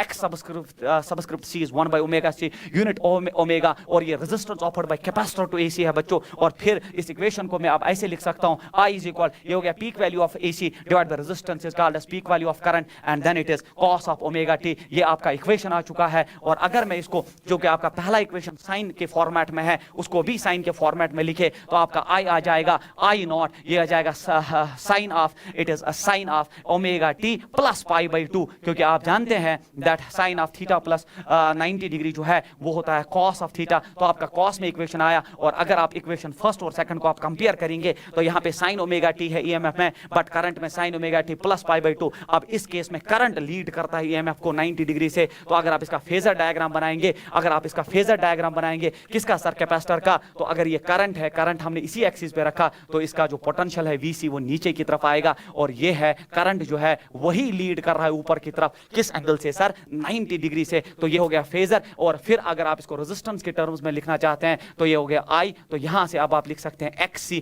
capacitive reactance. तो अगर मैं तीनों एक ही इस पे एक ही स्लाइड पे ऐड कर दूं तो प्योर रेजिस्टेंस, ये हो गया आपका प्योर रेजिस्टेंस का फॉर्मेट, ये हो गया प्योर रेजिस्टेंस के लिए। उसके बाद जो है अब आपका मैंने पढ़ाया प्योर इंडक्टर, मैंने आपको pure inductor connected to AC पढ़ाया। उसके बाद जो है अब आपका तीसरा एलिमेंट जो है वो आपका प्योर कैपेसिटर आ चुका है। प्योर कैपेसिटर भी आपको मैंने पूरा जो है डिस्कस किया आपके साथ। तो अगर आप फेजर डायग्राम्स की बात करें तो इसमें फेजर डायग्राम जो है वो ऐसा है करंट, और अगर करंट ऐसा है तो VR पोटेंशियल ड्रॉप भी उसी पे, या अगर ये करंट है बच्चों तो आप देखो रेजिस्टेंस भी उसी पे बना सकते हो। प्योर इंडक्टर में आप देखो अगर ये करंट है तो VL जो है पोटेंशियल लीड कर रहा है करंट को 90 डिग्री से, 90 डिग्री से लीड ऊपर की तरफ है। और अगर ये करंट है बच्चों तो XL जिसको हम इंडक्टिव रिएक्टेंस कहते हैं 90 डिग्री से लीड कर रहा है। इन द सेम फैशन अगर आप यहां देखोगे, अगर ये करंट है तो यहां पे करंट ही लीड कर रहा है VC को, किससे सर, 90 डिग्री से, 90 डिग्री से। और अगर आप यहां करंट बनाओगे तो सर करंट ही XL को लीड कर रहा है, XC को 90 डिग्री से जो है लीड कर रहा है। तो ये हो गए phasor diagrams for all the 3 elements. Hope आपको ये सारा समझ आया होगा, बहुत इंपॉर्टेंट है। और सबसे इंपॉर्टेंट बात, जो रेजिस्टेंस ऑफ रेजिस्टर है वो इंडिपेंडेंट ऑफ फ्रीक्वेंसी होता है, फ्रीक्वेंसी पे कोई डिपेंडेंसी नहीं, इंडिपेंडेंट ऑफ फ्रीक्वेंसी। जबकि आपने XL भी देखा, XL था बराबर ओमेगा L, जिसको आप 2 पाई न्यू इंटू L कहते हैं। तो XL is directly proportional to frequency. आपका XL जो है वो डायरेक्टली प्रोपोर्शनल टू फ्रीक्वेंसी होता है, मतलब फ्रीक्वेंसी बढ़ेगा तो XL बढ़ेगा। जबकि आपका XC था बराबर 1 बाई ओमेगा C, आप लिख सकते हो 1 by 2 pi nu C, inverse relation है। आपका XC जो है वो इनवर्सली प्रोपोर्शनल टू फ्रीक्वेंसी है। ये एक इंपॉर्टेंट कांसेप्ट है। तो इंडिपेंडेंट रेजिस्टेंस जो है वो फ्रीक्वेंसी डिपेंडेंट नहीं होता है, जबकि XL directly proportional to frequency और XC directly inversely proportional to frequency. अगर मैं इसको ऐसे बनाऊं तो एक ग्राफ ऐसे बनाऊं बच्चे, ये ग्राफ जो है बहुत इंपॉर्टेंट है। ये ग्राफ जो है इसको मैं और आगे ऐड करूंगा, ये ग्राफ बड़ा इंपॉर्टेंट है। सर क्या ग्राफ है ये ग्राफ जो है वर्सेस फ्रीक्वेंसी है, और कितने एलिमेंट्स है, या तो रेजिस्टेंस है या XL है इंडक्टिव रिएक्टेंस, और ये XC है। आप जानते हो ना, ये तीनों रेजिस्टेंसेस है, ये तीनों रेजिस्टेंसेस है, बट ये रेजिस्टेंस रेजिस्टर की है, ये रेजिस्टेंस इंडक्टर की है, और ये रेजिस्टेंस कैपेसिटेंस की है। और आप जानते हो कि अगर आप रेजिस्टेंस की बात करो तो that is independent of this. तो ये R वाली लाइन हो गई इंडिपेंडेंट ऑफ फ्रीक्वेंसी। आप फ्रीक्वेंसी कितना भी चेंज करो इस रेजिस्टेंस पे कोई नहीं फर्क पड़ेगा। XL directly proportional to frequency. Direct proportionality ये होता है, डायरेक्ट प्रोपोर्शनलिटी ये होता है कि जैसे जैसे फ्रीक्वेंसी बढ़ेगा वैसे वैसे XL भी बढ़ेगा। अमेरिका के होम उसमें ज्यादा होगा। और फिर तीसरा जो है, फिर तीसरा अगर आप देखोगे मेरे बच्चों, तीसरा अगर आप देखोगे XC तो इनवर्सली प्रोपोर्शनल फ्रीक्वेंसी है, इसीलिए इनवर्सली प्रोपोर्शनल मतलब रेक्टेंगुलर हाइपरबोला शेप का ग्राफ आ जाएगा, इसीलिए XC जो है आपका ऐसा चला जाएगा। तो ये हो गया आपका XC, ये हो गया आपका XC। तो R जो है independent of frequency, XL directly proportional to frequency, that's why straight line graph, और XC जो है inversely proportional to frequency, that is why the graph is having a rectangular hyperbola shape. मतलब जैसे जैसे frequency बढ़ा वैसे वैसे XC घटा, R independent of frequency while as XL is directly proportional frequency. तो ये एक इंपॉर्टेंट ग्राफ जो है जो मैंने आपके साथ डिस्कस जो है किया। अब आप अपनी स्लाइड पे वापस आइए। देखिए एक स्लाइड को एक्सप्लेन करने के लिए मैं इतनी स्लाइड्स ऐड कर रहा हूं। तो ये हो गया आपके phasor diagrams for pure resistor. तो यहां तो एक लाइन में लिखा है pure resistor, inductor and capacitor.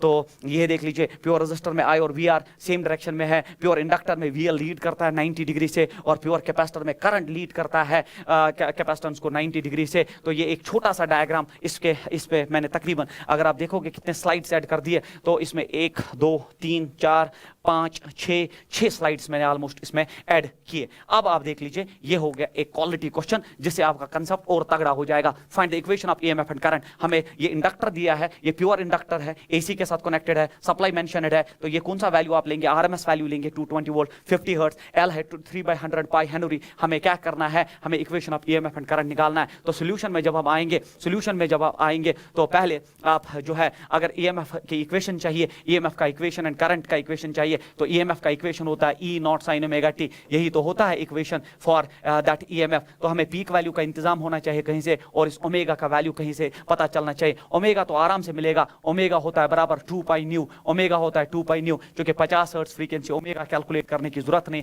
But आपके लिए मैं करता हूं 100 से मल्टीप्लाई करता हूं, तो ओमेगा हो गया बराबर 100 पाई रेडियन पर सेकंड। तो हमारे पास ओमेगा आ चुका है। अब ये E नॉट कहां से आएगा? उसके लिए जो है हमें थोड़ा सा और काम करना पड़ेगा।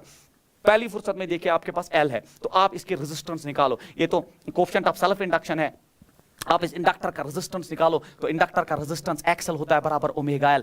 ये है इंपॉर्टेंट चीज बच्चे जो इस न्यूमेरिकल में आप सीखो। तो पहली फुर्सत में XL निकालने की जरूरत पड़ेगी, और ओमेगा हम निकाल चुके हैं, ये हो गया 100 पाई, और L भी हमें दिया गया है, इट इज 3/100 पाई, और 100 पाई कैंसल आउट होके XL आ चुका है 3 ओम। सर आपने सीधे ओम लिखा? Yes, this is the resistance offered by this inductor जिसका L इतना है, 3 ओम का रेजिस्टेंस ऑफर करेगा। जैसे मेरे पास जो है रेजिस्टेंस आ चुका है, XL आ चुका है, XL आ चुका है, तो XL आने के साथ साथ मैं इसमें से करंट डेवलप कर सकता हूं, क्योंकि करंट के लिए EMF बाय रेजिस्टेंस। तो पहली फुर्सत में हमने इस L के डाटा से XL कैलकुलेट करके रखा। अब जो ये 220 वोल्ट का सप्लाई दिया है, ये ERMS दिया है, तो ERMS दिया है 220 वोल्ट का, क्योंकि इस पे मेंशनड नहीं है कौन सा वैल्यू है, RMS लेना पड़ेगा, बट RMS होता है E nought by √2 is equal to 20। तो मुझे बोलो आपका पीक वैल्यू भी आ चुका है यहां से, और आपका पीक वैल्यू हो गया 220 √2। तो अब आपका जो है इक्वेशन डेवलप हो चुका है, E इज इक्वल, तो पीक वैल्यू अब आपके पास है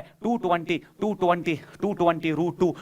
√2, इसको 311 भी लिखा जा सकता है। साइन ऑफ ओमेगा हमारे पास आ चुका है 100 पाई t। तो ये हो गया आपका equation of EMF। Equation of EMF आ चुका है। सर करंट भी पूछ लिया उसने, तो कौन सी बड़ी बात है, करंट का भी इक्वेशन यहां आराम से लिख देंगे। तो करंट तो होता है बराबर EMF डिवाइडेड बाय रेजिस्टेंस। तो अब यहां EMF जो है वो मेरे पास आ चुका है, it is 220 √2 sine of 100 pi t। ये आ चुका है मेरे पास current EMF divided by resistance. अब इसका रेजिस्टेंस जो है वो R से नहीं X सबस्क्रिप्ट L से डिनोट करते हैं, और XL भी आ चुका है मेरे पास, 3 आ गया है, तो 3 से इसको डिवाइड करने पे। बट यहां पे अब एक बहुत इंपॉर्टेंट चीज है जो कंसेप्ट का हिस्सा है। तो सर यहां EMF भी साइन ओमेगा t, यहां करंट भी साइन ओमेगा t, बट ऐसा प्योर इंडक्टर में नहीं होता है। प्योर इंडक्टर में EMF लीड करता है 90 से, या करंट लैग करता है 90 से। इसीलिए जब आप EMF की इक्वेशन वापस देखोगे तो इसको मॉडिफाई करना पड़ेगा। अब EMF का इक्वेशन आप जब लिखोगे, आप लिखोगे लास्ट में 220 √2 साइन ऑफ, आप लिखेंगे यहां पे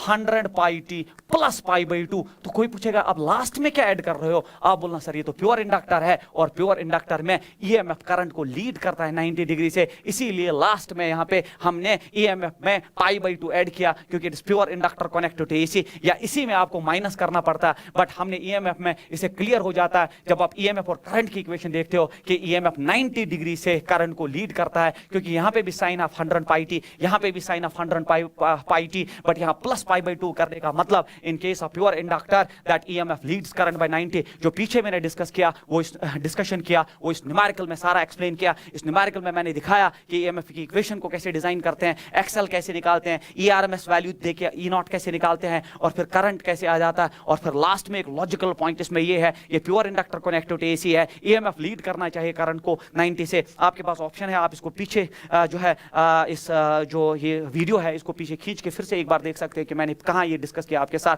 और फिर ये अभी फेजर्स में अभी थोड़ी देर पहले ही तो सारा पढ़ा दिया, फेजर डायग्राम्स में तो सारा पढ़ा दिया that in case of pure inductor EMF leads current, तो वही मैंने बाय 90 डिग्री वही 90 डिग्री लास्ट में ईएमएफ की इक्वेशन में ऐड कर दिया। तो ये क्वालिटी क्वेश्चन है जिसमें नीट में कैसे पूछेगा, वो आपसे एक्सेल पूछ सकता है अलग 4 मार्क्स का क्वेश्चन, वो आपसे इक्वेशन ऑफ ईएमएफ पूछ सकता है अलग 4 मार्क्स, वो आपसे इक्वेशन ऑफ करंट पूछ सकता है अलग 4 मार्क्स। मैंने 3 क्वेश्चन जो है एक ही स्लाइड में ऐड कर दिए, एक ही क्वेश्चन में ऐड कर दिए। उसके बाद ये है सर्किट कंटेनिंग आरएल सर्किट, इसी तरह वहां पे कैपेसिटर के रिगार्डिंग न्यूमेरिकल आ जाएगा। अब जब आपका इंडक्टर आ चुका है तो कैपेसिटेंस में आपको वो सी देगा तो आप एक्सी निकालोगे, फिर ईएमएफ करंट और वो सारी चीजें अब आपको जो है इतना समझ आया होगा। Current that circuit containing RL, अब आपके आरएल और एलआर सर्किट है और लास्ट में बचा फिर एलसीआर सर्किट। आरएल सर्किट क्या होता है, तो यहां पे देख लीजिए बच्चे, इसको हम एलआर सर्किट भी लिख सकते हैं। तो ये हो गया एल इंडक्टर एंड रेजिस्टेंस, तो अब ये इंप्योर सर्किट हो गया क्योंकि अब दो एलिमेंट साथ में आ गए एसी के साथ कनेक्ट, ये हो गया एल ये हो गया आर, तो इसको हम इंप्योर सर्किट भी कहते हैं क्योंकि अभी तक जो हम डिस्कशन कर रहे थे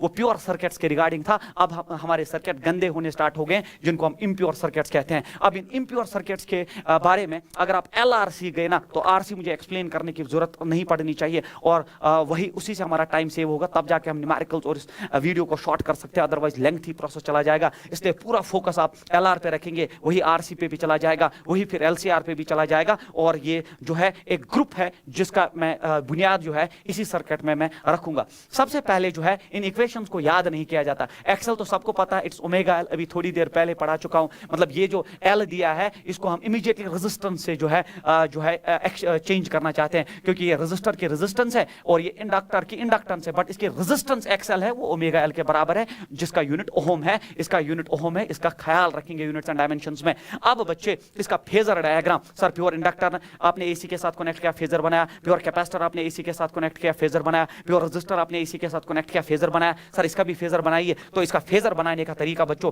जो मेरा तरीका है, ये सिर्फ मेरा स्टाइल है, इसलिए आप इसको समझ लीजिए। तो इसमें मैं ऐसे पढ़ाता हूं, मैं ऐसे चीजों को पढ़ाता हूं कि अगर ये होता प्योर रेजिस्टर, अगर ये होता प्योर रेजिस्टर, सुनो जो मैं बोल रहा हूं उसको यहां से जाके 1-2 बार वीडियो पे बार बार देखना। अगर ये होता प्योर रेजिस्टर तो फेजर होता आई यहां से और वी आर यहां से, तो ये होता प्योर रेजिस्टर का फेजर, क्योंकि दे follow each other, current and potential follow each other. फिर फेजर उसको छोड़ दो। अगर ये होता प्योर इंडक्टर सिर्फ, तो इंडक्टर में पोटेंशियल लीड करता करंट, करंट तो इसी लाइन पे है। प्योर इंडक्टर में मेरे बच्चों, प्योर इंडक्टर में पोटेंशियल जो VL है, पोटेंशियल जो है VL V सबस्क्रिप्ट L जो है वो करंट को लीड करता है 90 डिग्री से। बट न ये प्योर रेजिस्टर है न ये प्योर इंडक्टर है, ये एक इम्प्योर सर्किट है जिसको LR सर्किट कहते हैं। बट खसलत जो है वो L की खसलत इस सर्किट में आ चुकी है, और L की खसलत ये है जब भी सर्किट में आता है उसमें EMF लीड करता है। अगर प्योर हो तो EMF करंट से 90 डिग्री लीड करता है, यही इंपॉर्टेंट है। अगर प्योर हो तो इंडक्टर की, फिर से एक बार बोल रहा हूं, इंडक्टर की ये खसलत सर्किट में होती है कि ईएमएफ को करंट से लीड करवा देता है। अगर ये प्योर इंडक्टर है तो करंट से 90 डिग्री लीड करता है, करंट से 90 डिग्री लीड करता है। बट ये इंप्योर एलआर सर्किट है, अभी भी ईएमएफ ही लीड करेगा, नॉट बाय 90, लेस बाय 90। वही इंपॉर्टेंट है मेरे बच्चों, वही इंपॉर्टेंट है। इसमें देख लीजिए ईएमएफ ही लीड करेगा, ईएमएफ ही लीड करेगा, नॉट बाय 90, लेस देन 90, यहीं की तरफ आना चाहिए। तो यहां पे कुछ एंगल डेवलप हो जाएगा थीटा, यहां पे कुछ एंगल, क्योंकि प्योर केस में ये करंट को 90 डिग्री से लीड करता, बट एक एलआर सर्किट है, एक गंदा इंप्योर सर्किट है, ईएमएफ ही लीड करेगा क्योंकि इसकी खसलत इसमें है, ईएमएफ ही लीड करेगा, नॉट बाय 90, लेस देन 90। और अब मुझे बोलो शिफ्टिंग प्रॉपर्टी से मैं VL को यहां शिफ्ट कर सकता हूं। अब आपका VL यहां आ चुका है। अब मुझे बोलो ये एक राइट एंगल ट्रायंगल बन चुकी है, या आप मुझे ऐसे भी बोल सकते हो कि ये दो वेक्टर्स परपेंडिकुलर है, VR और VL परपेंडिकुलर है और ये रिजल्टेंट है। तो रिजल्टेंट कैलकुलेट करने की क्या जरूरत है, it is root of A square that is V subscript R का square plus V subscript L का स्क्वायर, या पाइथागोरस इस थॉर्म आप लेते E square is equal V R square plus V L square और ई स्क्वायर इसमें root में आ जाता, तो ये बनती है ईएमएफ की इक्वेशन एक एलआर सर्किट में। जो बच्चे गोटा याद करते हैं, अननेसेसरी लोड और टेंशन लेते हैं, अगर आप ये फेजर बना सकते हो तो आप कोई कुछ भी जो है इसके रिगार्डिंग डिस्कस कर सकते हो। इवन मैंने वी आर बनाया, मैं इस पे आर बना सकता हूं, यहां एक्सएल बना सकता हूं, और ये नेट रेजिस्टेंस जिसको मैं भी इंपीडेंस का नाम दूंगा। तो ये देख लो मेरे बच्चे, अब मुझे बोलो ईएमएफ हो गया बराबर वी आर स्क्वायर के बदले क्या लिख सकता हूं मैं, वी आर स्क्वायर के बदले, क्योंकि ये सीरीज सर्किट है, करंट सेम फ्लो होगी, सीरीज में एक ही करंट फ्लो होती है, तो मैं लिख सकता हूं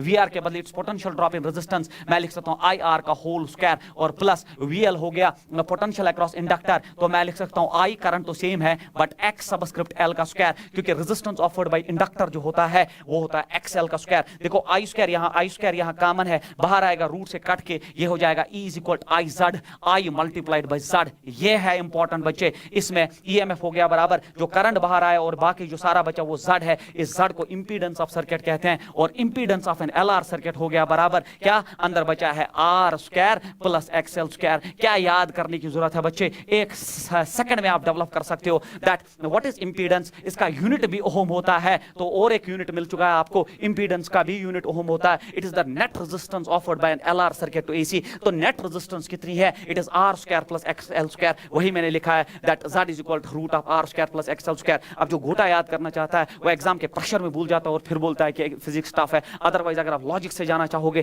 तो ये चीजें आसान है। और फिर मुझे बोलो, अगर आप यहाँ पे बच्चे, अगर आप यहाँ पे देखोगे ये इसके रेजिस्टेंस, मैं यहाँ पे लिखूं ये पोटेंशियल ड्रॉप है तो मैंने पीछे लिखा है, आप इस पे रेजिस्टेंस लिख सकते हो, ये वीएल है तो इसकी रेजिस्टेंस एक्सएल हो गया, और ये ईएमएफ है तो इसकी रेजिस्टेंस जेड हो गई, और जेड होगी net impedance offered, net resistance offered, तो इस पे आर बना सकते हो, वीआर पे वीएल पे एक्सएल बना सकते हो, और ईएमएफ की डायरेक्शन में जेड बना सकते हो। अब इस राइट एंगुलर ट्रायंगल में मुझे बोलो कॉस ऑफ थीटा कितना होता है, कॉस ऑफ थीटा होता है बराबर बेस बाय हाइपोटेन्यूज, तो बेस सिमिलर क्वांटिटीज कर लेंगे आप, आर बाई जेड। तो याद रखना बच्चे, मैंने पीछे पढ़ाया था पावर फैक्टर, कॉस फाई को ही हम पावर फैक्टर कहते हैं, और आज के बाद न्यूमेरिकल में याद रखना पावर फैक्टर उस सर्किट का रेजिस्टेंस डिवाइड बाय इंपीडेंस होता है। अगर आपका एलआर सर्किट है और उसका पावर फैक्टर आपको कैलकुलेट करना है तो कॉस थीटा को हम पावर फैक्टर कहते हैं, और ये आर बाई जेड के रेशो के बराबर होगा। तो मैंने पहली स्लाइड में बोला था कि I will help you in this, तो पहले स्लाइड में मैंने आपको यहाँ पे अगर आप देखेंगे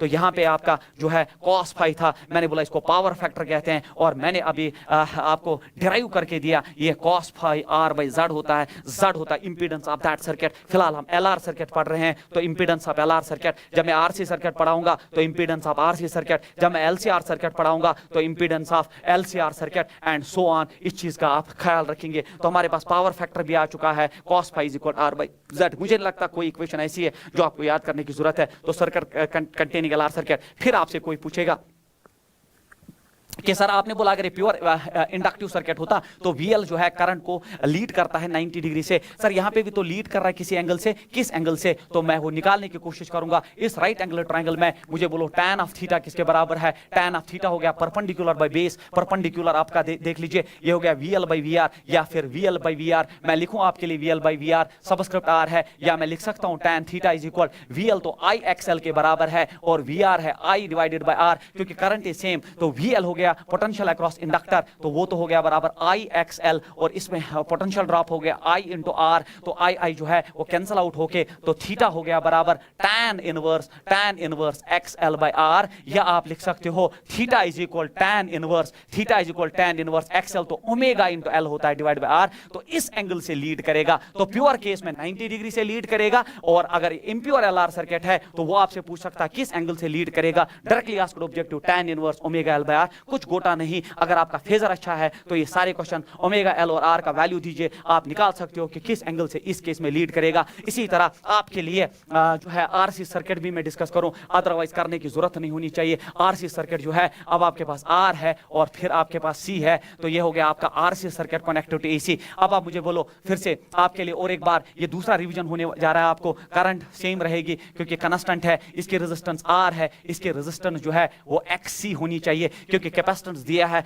but resistance is capacitive reactance, XC से डिनोट किया जाता है, जिसको हम ओम में डिनोट करते हैं। आप मुझे बोलिए फेजर डायग्राम बनाने का वही तरीका मैं फिर से बोलूं, अगर ये होता प्योर रेजिस्टर, अगर ये होता प्योर रेजिस्टर तो ये होता करंट, ये होता potential drop in pure resistor, और इसमें मैं रेजिस्टेंस भी बना सकता हूं। अगर ये होता प्योर कैपेसिटर में आप जानते हैं, प्योर कैपेसिटर में आप जानते हैं बच्चों, करंट ही लीड करता है, तो पोटेंशियल अक्रॉस कैपेसिटर हो गया VC, और करंट उससे 90 डिग्री से लीड करता है। बट ये एक गंदा सर्किट है जिसको आप RC सर्किट कहते हैं। खसलत C की इसमें आ चुकी है, करंट ही लीड करेगा पोटेंशियल से, नॉट बाय 90, लेस देन 90। देख लो, करंट ही लीड कर रहा है पोटेंशियल से, not by 90, less than 90, let that angle be theta. और मुझे बोलो, ये हो गया आपका नेट EMF, शिफ्टिंग प्रॉपर्टी से इसको शिफ्ट किया जा सकता है। ये आपका VC यहां आ चुका है। अब ये सारा वही खेल बन चुका है कि अगर मुझे EMF का इक्वेशन निकालना है तो इट इज रूट ऑफ, क्योंकि ये बीच वाला वेक्टर है और दो परपेंडिकुलर है, तो मैं लिखूं VR स्क्वायर प्लस देख लीजिए आप VC स्क्वायर, तो ये आएगा IR। तो फिर आपके लिए लिख रहा हूं, अदरवाइज इतना लिखने की जरूरत नहीं। ये हो गया IR का होल स्क्वायर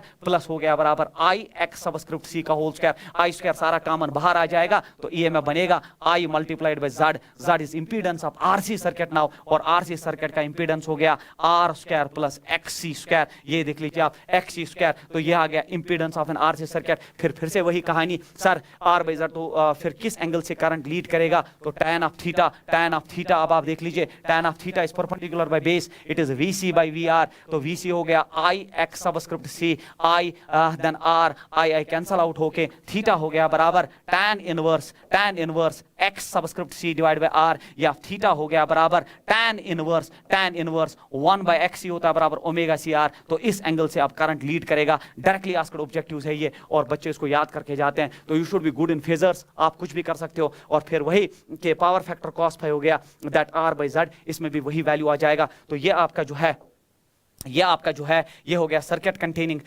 कंटेनिंग जो है आपका RC सर्किट। RC जो है, RC भी मैंने अब खत्म कर दिया है, जिसमें वही दैट XC होता है 1 by omega C, inversely proportional frequency. Impedance हो गया root of R square plus XC square, और cos phi हो गया R बाय Z। ये सारी चीजें मैं आपके साथ डिस्कस कर चुका हूं। और फिर अब जो है इस पे क्वेश्चंस है, ये इंपॉर्टेंट क्वेश्चंस है बच्चे। फाइंड द सप्लाई वोल्टेज, कोई ऑप्शन नहीं, मैं पूरा सिखाना चाहता हूं आपको कि इसमें सप्लाई वोल्टेज, कुछ क्वेश्चंस ऐसे रखे और कुछ वो जो फिर ऑप्शंस लेके हैं, बट ये क्वेश्चंस ऐसे हैं जो आपके कंसेप्ट्स को जो है अच्छा बना सकते हैं। तो ये LR सर्किट है, और इस LR सर्किट में दिया है कि L में जो पोटेंशियल ड्रॉप है, तो मैं यहां लिखूं VL दिया गया है आपको, और VL मेरे बच्चों दिया गया है 60 वोल्ट। VL दिया गया है 60 वोल्ट, और अगर आप देखोगे VR potential drop across resistor दिया है 80 वोल्ट, और हमें बोल रहा है फाइंड द सप्लाई वोल्टेज। यहां लिखने की जरूरत नहीं है, आंसर आ गया है, but we will calculate it, it is not given, we have to calculate it. ये जो है मिस्टेक है, पहले आंसर आ चुका है, बट बच्चे बोलेंगे अब आंसर आ चुका है तो स्लाइड चेंज करिए सर। तो बच्चों एंट्रेंस में तो जब ये आएगा तब ये 100 वोल्ट नहीं लिखा होगा,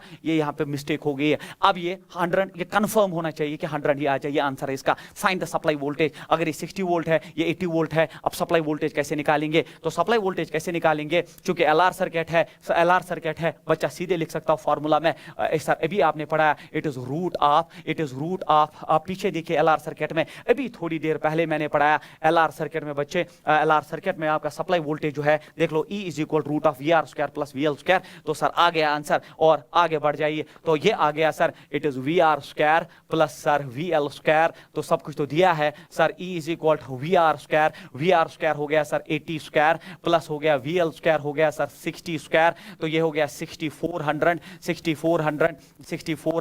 प्लस हो गया ये 3600, ये हो गया सर 10,000, और 10,000 का रूट हो गया 100। खेल खत्म सर, हमें फॉर्मूला से आंसर आ चुका है, कुछ करने की जरूरत नहीं, सच में कुछ करने की जरूरत नहीं, ये आंसर है। बट मेरा अपना स्टाइल है इस क्वेश्चन को करने का, और मुझे पता है वो आपको अच्छा लगेगा। अगर आप फॉर्मूला भी भूल जाएंगे तो this is method number 2, this is method number 2 to solve the same numerical. वो क्या है? वो है फेजर कैसे बनाओगे सर? देख लो, फिर से वही LR सर्किट है, अगर ये प्योर रेजिस्टर होता, प्योर रेजिस्टिव सर्किट, तो ये I होता और ये VR होता, और अगर ये होता प्योर इंडक्टिव, अगर ये प्योर इंडक्टिव होता बच्चे, तो VL जो है करंट को 90 डिग्री से लीड करता, बट ये सर LR सर्किट है, ये LR सर्किट है, तो LR सर्किट में जो है रिजल्टेंट जो है EMF ही लीड करेगा, नॉट बाय 90, लेस देन 90। तो E आ चुका है sir root of sir VR square plus VL²। तो फेजर अगर आपको पता है, फॉर्मूला याद करने की जरूरत नहीं है, वापस आ गए आप VL² प्लस VR², तो मैं वही करूंगा AT², बट ये याद करने की जरूरत नहीं, ये दिखाने का तरीका है कि आप फेजर अगर आप बना सकते हो तब आप कभी भी फॉर्मूला जो है डेवलप करके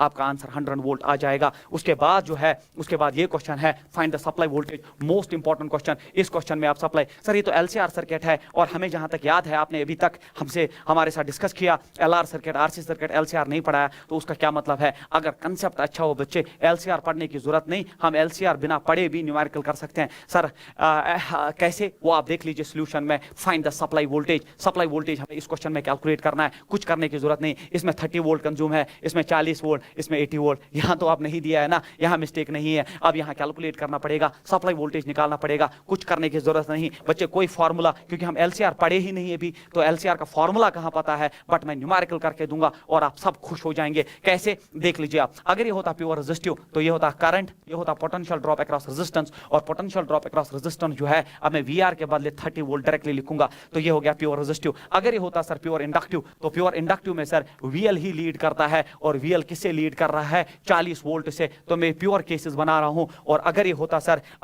सर प्योर इंडक्टिव कैपेसिटिव, तो करंट लीड करता, तो करंट ऊपर है, और 80 वोल्ट से वो जो है करंट लीड करता पोटेंशियल से जो कैपेसिटर में है। अब ये आपके प्योर एलिमेंट्स आया, प्योर रेजिस्टिव, प्योर इंडक्टिव और प्योर कैपेसिटिव। अब मुझे बोलो, ये दो वेक्टर्स अपोजिट डायरेक्शन में है, whenever two vectors are in opposite direction they simply get subtracted. 80 में से 40 जो है वो 40 बचता है, तो नीचे की तरफ आप 40 वोल्ट बचेगा, क्योंकि वेक्टर सबट्रैक्शन है, और ये हो गया यहाँ की तरफ 30 वोल्ट। नाउ टेल मी, ये 40 और ये 30, तो दिमाग कहता है इनका रिजल्टेंट कहीं बीच में आना चाहिए, म्यूचुअली परपेंडिकुलर है, और वो रिजल्टेंट जो है वो सप्लाई वोल्टेज होगा, और होगा रूट ऑफ 30² प्लस 40², क्योंकि जब भी दो वेक्टर परपेंडिकुलर रिजल्टेंट होता है root of A² plus B², ये हो गया बराबर 900 प्लस हो गया ये हो गया 1600, तो ये हो गया रूट ऑफ, ये हो गया आपका 1600 प्लस 900 2500, और 2500 का रूट 50 वोल्ट होता है। तो खेल खत्म, ये आपका आंसर आ चुका है। तो बिना LCR पढ़े फेजर डायग्राम आपका अच्छा है, जिसमें मैंने बहुत मेहनत की, तब भी आप ये न्यूमेरिकल सॉल्व कर सकते हो।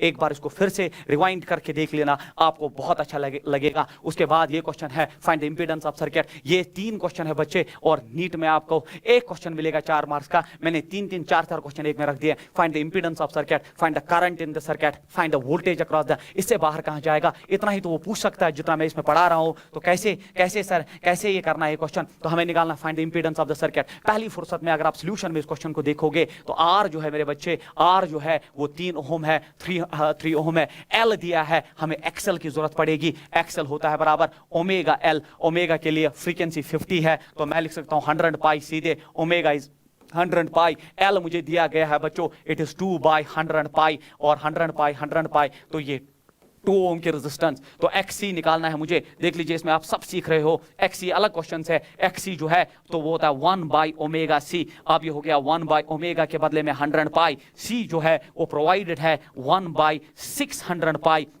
तो इसमें 100 पाई 6 ऊपर जाएगा, तो ये बना 6 ओम। तो फिलहाल मैंने इंडिविजुअल रेजिस्टेंसेस कैलकुलेट की, ऑफर्ड बाय 3 एलिमेंट्स। तो find the impedance of circuit. मगर वो हमें इंडिविजुअल रेजिस्टेंस नहीं पूछ रहा है, वो हमें इंपीडेंस पूछ रहा है। जो टर्म मैंने आपके साथ डिस्कस की, that is denoted by Z, that is the net resistance offered. और क्या आप जानते हो ये LCR सर्किट है, जो LCR हमने पढ़ा नहीं, फिर भी हम क्वेश्चन कर पा रहे हैं। अब सर Z का तो फॉर्मूला हमारे पास नहीं है, कोई फॉर्मूला की जरूरत नहीं है, मैं आपको फेजर से ये क्वेश्चन जो है लगा के दिखाता हूं। सर कैसे करेंगे आप? देख लीजिए, अगर ये प्योर रेजिस्टिव होता तो ये करंट होता, और यहाँ VR, और फिर यहाँ रेजिस्टेंस, और रेजिस्टेंस जो है मैं यहाँ लिखूंगा 3 ओम। देखिए कितना आसान है। अगर ये होता प्योर इंडक्टिव तो VL यहाँ की तरफ, और जहाँ की तरफ VL वहीं की तरफ XL, तो ये आ जाता 2 ओम मेरे बच्चे। और अगर ये जो है प्योर कैपेसिटिव होता तो I ही लीड करता, तो यहाँ VC आता, और जहाँ की तरफ VC वहीं की तरफ XC 6 ओम आएगा। अब मुझे बोलो, अब यहाँ पे रेजिस्टेंस में था, अर्लियर क्वेश्चन पोटेंशियल में था, अब ये 2 वेक्टर अपोजिट डायरेक्शन में है, they will go for subtraction. 6 में से 2 4, तो नीचे की तरफ एक 4 ओम का रेजिस्टर आएगा, नीचे की तरफ 4 ओम, आगे की तरफ 3 ओम, बीच में रिजल्टेंट आएगा, वो रिजल्टेंट रेजिस्टेंस इंपीडेंस होगा, वही तो इंपीडेंस होगा, और होगा बराबर 4² प्लस 3², तो Z हो जाएगा बराबर 16 प्लस 9 25। Z आ चुका है 5 ओम। ये है कमाल बच्चे फेजर डायग्राम का, without formula, without teaching you LCR circuit, you are doing numericals. That is what is important about phasors, तो इसका इंपीडेंस मेरे पास आ चुका है, find the impedance of the circuit. अब मैं बोल सकता हूं कि ये सारा सर्किट जो है ये 5 ओम का रेजिस्टेंस ऑफर कर रहा है 200 वोल्ट एसी को। Find the current in the circuit. अब मुझे करंट चाहिए, तो करंट कौन सी बड़ी बात है बच्चे, करंट कौन सी बड़ी बात है निकालना, तो करंट होता है बराबर ईएमएफ ईआरएमएस, क्योंकि आरएमएस वैल्यू है ईआरएमएस डिवाइडेड बाय जेड। ईआरएमएस आपका है 200 प्रोवाइडेड है, डिवाइडेड बाय जेड 5 निकला है, तो 5 4 जा, तो ये हो गया 40 एम्पियर का करंट। तो हमारा दूसरा क्वेश्चन भी सॉल्व हो चुका है। Find the current in the circuit. ये होता है कंसेप्ट अच्छा होना। Find the voltage across each element. अब हर एलिमेंट में वोल्टेज निकाल के दीजिए, तो कौन सी बड़ी बात है। इस एलिमेंट में I इंटू आर, आई है 40 मल्टीप्लाइड बाई 3, तो ये हो गया I into R 120 volt. Sir इस एलिमेंट में I इंटू आर, आई है 40 मल्टीप्लाइड बाई एक्सएल है 2, तो ये हो गया 80 वोल्ट। इस एलिमेंट सर I इंटू आर, आई हो गया 40 और XC अगर आप देखेंगे 6 4 24 240 वोल्ट। हमने पूरा सर्किट हिसाब कर दिया है, जिसमें हमने इंपीडेंस से लेके इंडिविजुअल रेजिस्टेंस से लेके नेट इंपीडेंस से लेके हमने करंट, और करंट के बाद हर एलिमेंट में कितना पोटेंशियल ड्रॉप जो है इस एलसीआर सर्किट में जो है, तो वो हमने जो है सारा कर लिया है। इससे बाहर कहां जाएगा बच्चे, सब कुछ तो है इसी में। उसके बाद सबसे इंपॉर्टेंट एलसीआर सर्किट, और ये इसमें रेजोनेंस, क्वालिटी फैक्टर और फिर बैंडविड्थ जिसको कहते हैं। 2022 का नीट का ऑब्जेक्टिव यहां से पूछा गया था, नीट 2022, जिसको देखे बच्चों को तारे दिखे थे कि सर इसमें क्वाड्रेटिक इक्वेशन और ऑल दैट, बट मैं उसके लिए भी आपको एक शॉर्ट ट्रिक दूंगा, वो क्वेश्चन भी रखा है मैंने, सो दैट आपका कॉन्फिडेंस बिल्ड अप हो जाए। तो ये आपका जो है एलसीआर सर्किट में, अब यहां पे आपके लिए जो है इसमें एक स्लाइड ऐड करने जा रहा हूं एलसीआर सर्किट के रिगार्डिंग। तो ये अब जो है अब आपका एलसीआर सर्किट, तो न्यूमेरिकल्स तो पहले ही किए सर, न्यूमेरिकल्स हमने पहले ही किए, अब हम एलसीआर सर्किट। यही तो कमाल है बच्चे, अगर आपका कंसेप्ट अच्छा हो ना, अगर आपका कंसेप्ट अच्छा हो तो आपको पढ़ने की जरूरत नहीं उन चीजों को जो अननेसेसरी हो। जो नेसेसरी चीजें हैं जिनसे आपका काम हो वो आपका टीचर जानता है ना, जो टीचर एक्सपीरियंस रखता है उसको पता होता है कि कहां से क्या उठाना है और बच्चे को कैसे वो प्रेजेंट करना है। That is what is important about a teacher, but that doesn't mean that teacher ही सब कुछ है। जब तक ना स्टूडेंट उस पर जो है काम करे, जो मैंने आपको परसों जब मैग्नेटिज्म मैंने आपका जो लास्ट में थ्योरी का सेक्शन पढ़ाया, मैंने बोला 2 चीजें होती है, एक तो strength of the external magnetic field और दूसरा होता है strength of the material to get magnetized. दोनों इंपॉर्टेंट है, टीचर भी स्ट्रांग होना चाहिए और बच्चा भी स्ट्रांग होना चाहिए, तब जाके जो है लाइक डिसॉल्व्स लाइक के हिसाब से काम होता है। अब जो है एलसीआर सर्किट जो हमारा एलसीआर सर्किट जो है, एलसीआर सर्किट अब मैं बनाऊंगा, बट एलसीआर तो पढ़ चुके हैं सर, फिर भी बना रहे हैं आपके लिए। ये हो गया एल, ये हो गया सी, ये मेरे बच्चे आर, ये हो गया आपका सीरीज एलसीआर सर्किट। बट जब आप देखोगे हमारे पास और एक सर्किट होता है, उसको हम पैरेलल एलसीआर कहते हैं, बट वो इंजीनियरिंग कॉलेज में, बट मैं बिलीव करता हूं आप सब नीट डॉक्टर्स हो तो इंजीनियरिंग कॉलेज में आपको जाने की जरूरत नहीं है, जिसमें आपको पैरेलल एलसीआर सर्किट भी पढ़ाया जाता है। आपके नीट में सीरीज एलसीआर सर्किट है, ये एक अच्छी चीज आपके साथ हो गई है, अदरवाइज अगर पैरेलल आता तो और मेहनत करनी पड़ती। सीरीज में एक अच्छी चीज ये है कि सारे एलिमेंट्स में करंट एक ही है, सारे एलिमेंट्स में जो करंट है वो एक ही है। अब इसकी रेजिस्टेंस कितनी है सर, इसकी रेजिस्टेंस तो हमने पहले ही से पढ़ा दी, एक्सएल है। इसकी रेजिस्टेंस कितनी है, इसकी रेजिस्टेंस एक्सी है, कैपेसिटिव रिएक्टेंस, और इसके रेजिस्टेंस देने की जरूरत नहीं, वो आर है। तो हर एक एलिमेंट का रेजिस्टेंस है। एलसीआर बदनाम है, फजूल में बदनाम है बच्चे। एलसीआर कुछ खुद नहीं होता, इसके 3 पार्ट्स होते हैं, या तो ये इंडक्टिव एलसीआर होता है, या तो ये इंडक्टिव एलसीआर होता है। अगर इंडक्टिव एलसीआर क्या होता है सर, इंडक्टिव एलसीआर की कंडीशन ये है कि इसमें पोटेंशियल ड्रॉप डेफिनेटली वीएल हो जाएगा, क्योंकि आई इंटू एक्सएल वीएल देगा, यहां पे पोटेंशियल ड्रॉप वीसी होगा, आई इंटू एक्सी पोटेंशियल ड्रॉप देगा, और यहां पे पोटेंशियल ड्रॉप वीआर होगा, आई इंटू आर वीआर देगा। अगर इंडक्टिव एलसीआर है तो हमने देखा है उसमें पोटेंशियल ड्रॉप वीएल वीसी से ज्यादा है। आर को गोली मारो, अगर वीएल वीसी से ज्यादा है, अगर पोटेंशियल ड्रॉप इंडक्टर में कैपेसिटेंस से ज्यादा है, ऐसे सर्किट को इंडक्टिव एलसीआर कहते हैं। क्योंकि ये होता आई इंटू एक्सएल, तो ये ग्रेटर देन आई एक्सी से होना चाहिए, आई कैंसिल होके एक्सएल जो है XC से ज्यादा, तो ये होता है inductive LCR. So this becomes the condition for a circuit to be an inductive LCR. या तो ये पोटेंशियल ड्रॉप ज्यादा होना चाहिए, या तो इसकी वो तो सीधी सी बात है, करंट सेम है, तो एक्सएल अगर XC से ज्यादा या VL से ज्यादा, इसको इंडक्टिव एलसीआर सर्किट कहते हैं। दूसरा होता है बच्चों capacitive LCR circuit. Capacitive LCR circuit, तो अब आप जो है इतने काबिल हो कि आप बोल सकते हो sir VC is greater than VL, तो है तो इसमें खसलत जो है पूरे सर्किट में कैपेसिटिव वाली आएगी, उसके लिए VC ग्रेटर देन VL आ जाएगा, और फिर XC फर्दर जो है XL से ज्यादा आ जाएगा। तो ये दूसरा टाइप हो गया एलसीआर का। तो ये इंडक्टिव की तरह बिहेव करेगा एलसीआर, ये कैपेसिटिव की तरह बिहेव करेगा एलसीआर। और तीसरा कंडीशन इसका होता है जिसको हम रेजोनेंस कहते हैं, जिसको हम रेजोनेंस कहते हैं। ये तीसरा टाइप होता है एलसीआर का। और इस वक्त जो है वीएल वीसी के बराबर होता है और फिर आई एक्सएल जो है आई एक्ससी के बराबर होता है। आई कट जाएगा, एक्सएल एक्ससी के बराबर हो जाएगा। तो ये तीसरा कंडीशन होता है और इसी को हम रेजोनेंस कहते हैं। तो VL greater than VC, XL greater than XC inductive LCR, VC greater than VL, XL XC greater than XL capacitive LCR. But ऐसा भी तो हो सकता है कि वीएल वीसी के बराबर है और उस वक्त एक्सएल एक्ससी के बराबर होगा। इस कंडीशन को हम रेजोनेंस कहते हैं। तो उस वक्त इंडक्टिव रिएक्टेंस कैपेसिटिव रिएक्टेंस के बराबर जब भी सर्किट में देखोगे या वीएल वीसी के बराबर देखोगे तो समझ लेना सर्किट रेजोनेंस में है। और एक्सएल हम पढ़ा चुके हैं ओमेगा इंटू एल, एक्ससी हम पढ़ा चुके हैं 1 by omega C. Omega cross करो तो omega square is equal to 1 by L C और टेकिंग रूट तो ओमेगा हो जाएगा 1 by root of L C जो है। इस ओमेगा को हम रेजोनेंट एंगुलर फ्रीक्वेंसी कहते हैं। और ओमेगा आप जानते हैं 2 पाई न्यू होता है, 2 पाई न्यू। अब ये न्यू कोई आम न्यू नहीं है, ये रेजोनेंस फ्रीक्वेंसी है। It is 1 by root of L C. Directly asked objective तो रेजोनेंस फ्रीक्वेंसी होती है 1 by 2 pi root of L C. खेल खत्म, आपके पास रेजोनेंट फ्रीक्वेंसी भी आ चुका है। तो ये है एलसीआर सर्किट जिसपे न्यूमेरिकल तो पहले ही किए, बट इसके 3 टाइप्स, इंडक्टिव कब होगा, कैपेसिटिव कब होगा और रेजोनेंस कब होगा, ये आपको जो है समझ आना चाहिए। इंडक्टिव के वक्त जब आप इसका फेजर बनाओगे तो बनाना आना चाहिए आपको बनाना। मैं आपके लिए हेल्प करता हूं, अदरवाइज बच्चे इतना टाइम नहीं है कि इस स्टेज पे ये सारी चीजें ऑलमोस्ट तो सारा मैंने पढ़ा दिया। इंडक्टिव एलसीआर मैं तो आपको पूरा चैप्टर ही पढ़ा रहा हूं, जितना जो है जरूरी नहीं है इतना बच्चे, क्योंकि जो है हमारा जो काम है, हमारा काम है थोड़ा सा आपको जो है इसमें लास्ट स्टेज में हेल्प करना। बट मैं पूरा चैप्टर ही पढ़ा रहा हूं कि अगर आपके पास इंडक्टिव एलसीआर है मेरे बच्चे, अगर आपके पास इंडक्टिव एलसीआर सर्किट है तो इसका फेजर हम जल्दी जल्दी बनाएंगे मेरे तरीके से। जो मेरा तरीका है, मेरा तरीका ये है, अगर ये प्योर इंडक्टिव होता सर तो प्योर रेजिस्टिव होता तो आई, ये होता सर वी आर। अगर ये होता प्योर इंडक्टिव तो सर आप प्योर इंडक्टिव में जो है पोटेंशियल लीड करता है करंट से 90। अगर ये होता sir pure capacitive, pure capacitive में करंट लीड करता है पोटेंशियल से दैट 90। बट ये इंडक्टिव एलसीआर है तो वीएल वीसी से ज्यादा है, इसीलिए मैंने इसको बढ़ाया क्योंकि हम जानते हैं the condition is VL greater than VC. VL जब वीसी से ज्यादा है, वीएल जब वीसी से ज्यादा है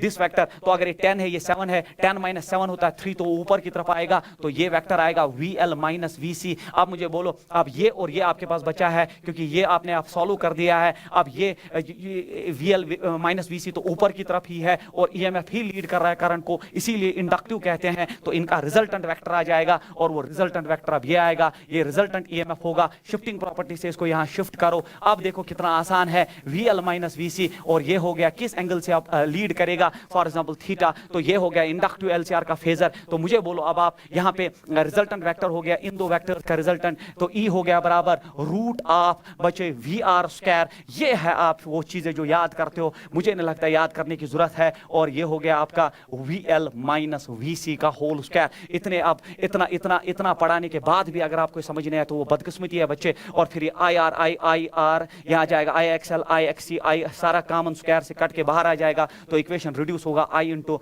रूट ऑफ, यहाँ बचेगा सिर्फ आर स्क्वायर प्लस यहाँ बचेगा बच्चे X L minus X C का होल स्क्वायर। तो मैं लिख सकता हूँ E is equal I Z, where Z is called as impedance of an inductive LCR circuit. Z भी आपके पास है, ईएमएफ का इक्वेशन भी है। फिर आपसे पूछे किस एंगल से जो है लीड करता है, तो आप लोगे tan of theta is equal तो परपेंडिकुलर बाय बेस के हिसाब से V L minus V C divide by V R. अब आप यहाँ कुछ भी ड्रॉप करो, यहाँ आ जाएगा I X L minus I X C divided by I R. I जो सारा कट जाएगा तो tan ऑफ थीटा मैं निकाल चुका हूँ X L minus X C divide by R. फिर एक्स एल एक्स सी का वैल्यू ड्रॉप करके हर एक चीज क्रिस्टल क्लियर है बच्चे, कुछ भी आप यहाँ से डेवलप कर सकते हो। इवन अगर इसको हम ऐसे रिप्लेस करें, यहाँ से मैं आर दिखाऊं, यहाँ से मैं आप जो है यहाँ आ जाएगा ये एक्स एल माइनस एक्स सी जो मैंने पीछे आपको पढ़ाया रेजिस्टेंस से, यहाँ इंपीडेंस। तो यहाँ का कॉस फाई जो है पावर फैक्टर जो है वो आ जाएगा base by hypotenuse that is R by Z के हिसाब से यहाँ ये भी निकाला जा सकता है। So everything is now possible here. ये हो गया इंडक्टिव एलसीआर। कैपेसिटिव में क्या होगा, ये हो गया आई, ये हो गया we are,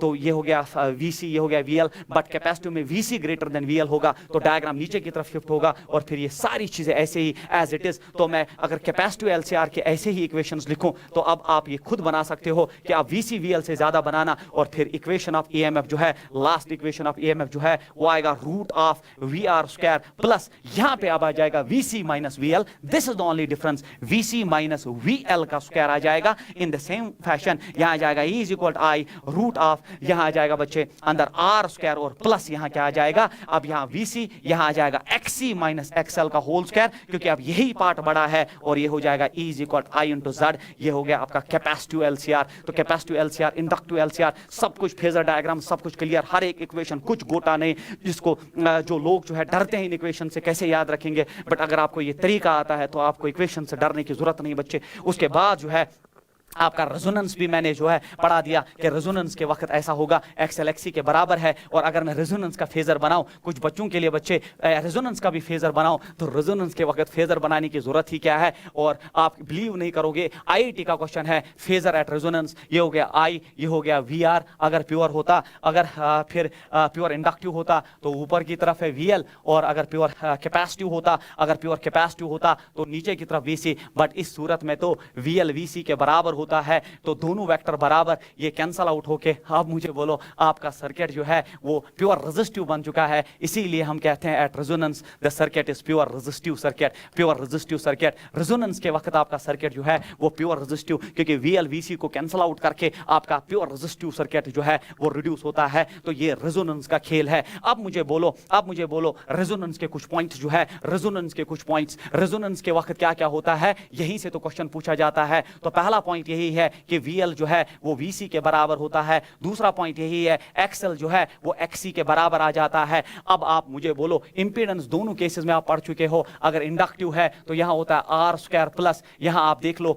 XL square, XL minus XC का होल स्क्वायर होता। और अगर ये मेरे बच्चे कैपेसिटिव LCR होता तो यहां होता आर स्क्वायर प्लस, यहां मेरे बच्चे होता XC माइनस XL का होल स्क्वायर। यही दो वेरिएंट्स तो आपके पास है। बट रेजोनेंस के वक्त मेरे बच्चों XL XC के बराबर होने की वजह से ये और ये जीरो हो जाएगा, ये और ये जीरो हो जाएगा। तो एट रेजोनेंस Z हो जाएगा root of R square. Resonance के वक्त ऐसा होने वाला है, स्क्वायर एंड रूट कट जाएगा, Z हो जाएगा R। And believe me this is the minimum resistance offered. मतलब रेजोनेंस के वक्त रेजिस्टेंस जो है वो मिनिमम हो जाती है सर्किट में, और जब रेजिस्टेंस मिनिमम हो जाती है दिमाग कहता है करंट हमेशा होता है EMF डिवाइडेड बाय इंपीडेंस। क्योंकि ये मिनिमम हो चुका है किसके बराबर, R के बराबर। तो जब ये मिनिमम हो चुका है तो करंट जो है मेरे बच्चे उस वक्त मैक्सिमम हो जाता है। तो रेजोनेंस के वक्त करंट जो है सर्किट में मैक्सिमम चलती है। तो ये रेजोनेंस के कुछ इंपॉर्टेंट पॉइंट्स, VL VC के बराबर, XL XC के बराबर, इसीलिए Z जो है वो R पे रिड्यूस हो जाता है। Minimum resistance offered, and when the resistance in offered is minimum, तो उस वक्त जो आपका जो करंट सर्किट में है वो मैक्सिमम चला जाता है।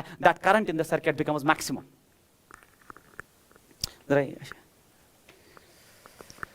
चलिए कोई मसला नहीं, ये फोन आया था तो इसलिए थोड़ा डिस्टर्बेंस डेवलप हुई। तो ये आपका जो है मिनिमम रेजिस्टेंस और मैक्सिमम करंट उस वक्त चलता है सर्किट में। इसी पॉइंट को हम रेजोनेंस कहते हैं। तो अगर हम इसका रेजोनेंस कर्व बनाए तो हमें यहाँ पे एक इंपॉर्टेंट चीज पूछी जाती है, that is resonance curve. That resonance curve क्या होता है? तो रेजोनेंस कर्व जो होता है वो एक्चुअली ग्राफ होता है जो हम करंट वर्सेस फ्रीक्वेंसी डेवलप करते हैं। क्योंकि ये सारा खेल तो फ्रीक्वेंसी का है कि फ्रीक्वेंसी चेंज होने की वजह से XL XC जो है वैरी करता है। XL तो डायरेक्टली प्रोपोर्शनल फ्रीक्वेंसी होता है, XC इनवर्सली प्रोपोर्शनल। और जब एक पर्टिकुलर फ्रीक्वेंसी आती है जिसको आप रेजोनेंट फ्रीक्वेंसी कहते हैं, उसी वक्त ये होता है ये सारा खेल। उसी कर्व को हम, तो करंट वर्सेस फ्रीक्वेंसी का ग्राफ जब आप देखोगे तो वो ऐसा ग्राफ होता है, तो ये जो पर्टिकुलर फ्रीक्वेंसी यहाँ पे है जिसको आप न्यू आर रेजोनेंट फ्रीक्वेंसी कहते हैं, इस वक्त जो करंट सर्किट में चलती है वो होती है I0, जिसको आप मैक्सिमम करंट कहते हैं। क्योंकि इस वक्त जो है at resonant frequency, at resonance आपका जो फ्रीक्वेंसी है जिसको हम रेजोनेंट फ्रीक्वेंसी कहते हैं, उस वक्त सर्किट में इंपीडेंस मिनिमम हो जाता है और करंट मैक्सिमम होता है। तो ये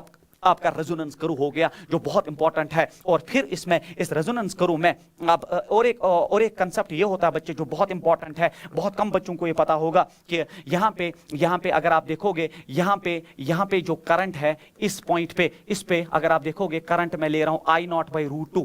तो ये जो करंट है जब I0/√2 के मैक्सिमम का डिवाइड बाय √2, यहाँ जो फ्रीक्वेंसीज होती है ना इस कर्व में, क्योंकि ये फ्रीक्वेंसी का ग्राफ है, यहाँ पे फ्रीक्वेंसी बढ़ रहा है, ये पर्टिकुलर फ्रीक्वेंसी पे ऐसा हुआ। बट ये जो फ्रीक्वेंसी है तो ये मान लो ये ω1 है, क्योंकि 2π/ν1, ये हो गया ω2 2π/ν2, फ्रीक्वेंसी वैरी हो रहा तो अकॉर्डिंगली ओमेगा। तो इन फ्रीक्वेंसीज को हम हाफ पावर फ्रीक्वेंसीज कहते हैं, क्योंकि उस वक्त करंट होता है। हाफ पावर फ्रीक्वेंसीज क्यों कहते हैं? क्योंकि जब पावर निकालोगे I² तो ये बनेगा I0² 2। दैट इज वाई इन दो फ्रीक्वेंसीज पे, इस करंट पे power consumed half power frequencies, इसीलिए इनको कहते हैं क्योंकि हाफ पावर फ्रीक्वेंसी के लिए जो करंट डेवलप रिक्वायर्ड होती है दैट्स I0/√2। और इन दो फ्रीक्वेंसीज को ω2 और ओमेगा 1 जो हाफ पावर फ्रीक्वेंसीज कहलाते हैं, तो इनका जो डिफरेंस होता है ओमेगा 2 माइनस ओमेगा 1 जो है, इसको हम बैंड विड्थ कहते हैं। याद रखना बच्चे, इस चीज को हम बैंड विड्थ कहते हैं। We call this the difference of these frequencies, जिनको हम हाफ पावर फ्रीक्वेंसी सर्किट में कहते हैं, इसको हम बैंड विड्थ कहते हैं, जो बहुत ही इंपॉर्टेंट है। We call this as band width. और उस वक्त जो करंट सर्किट में चलती है वो पीक वैल्यू डिवाइडेड बाय √2, और इन फ्रीक्वेंसीज को हम हाफ पावर फ्रीक्वेंसीज, क्योंकि उस वक्त पावर जो है वो आधा हो जाता है।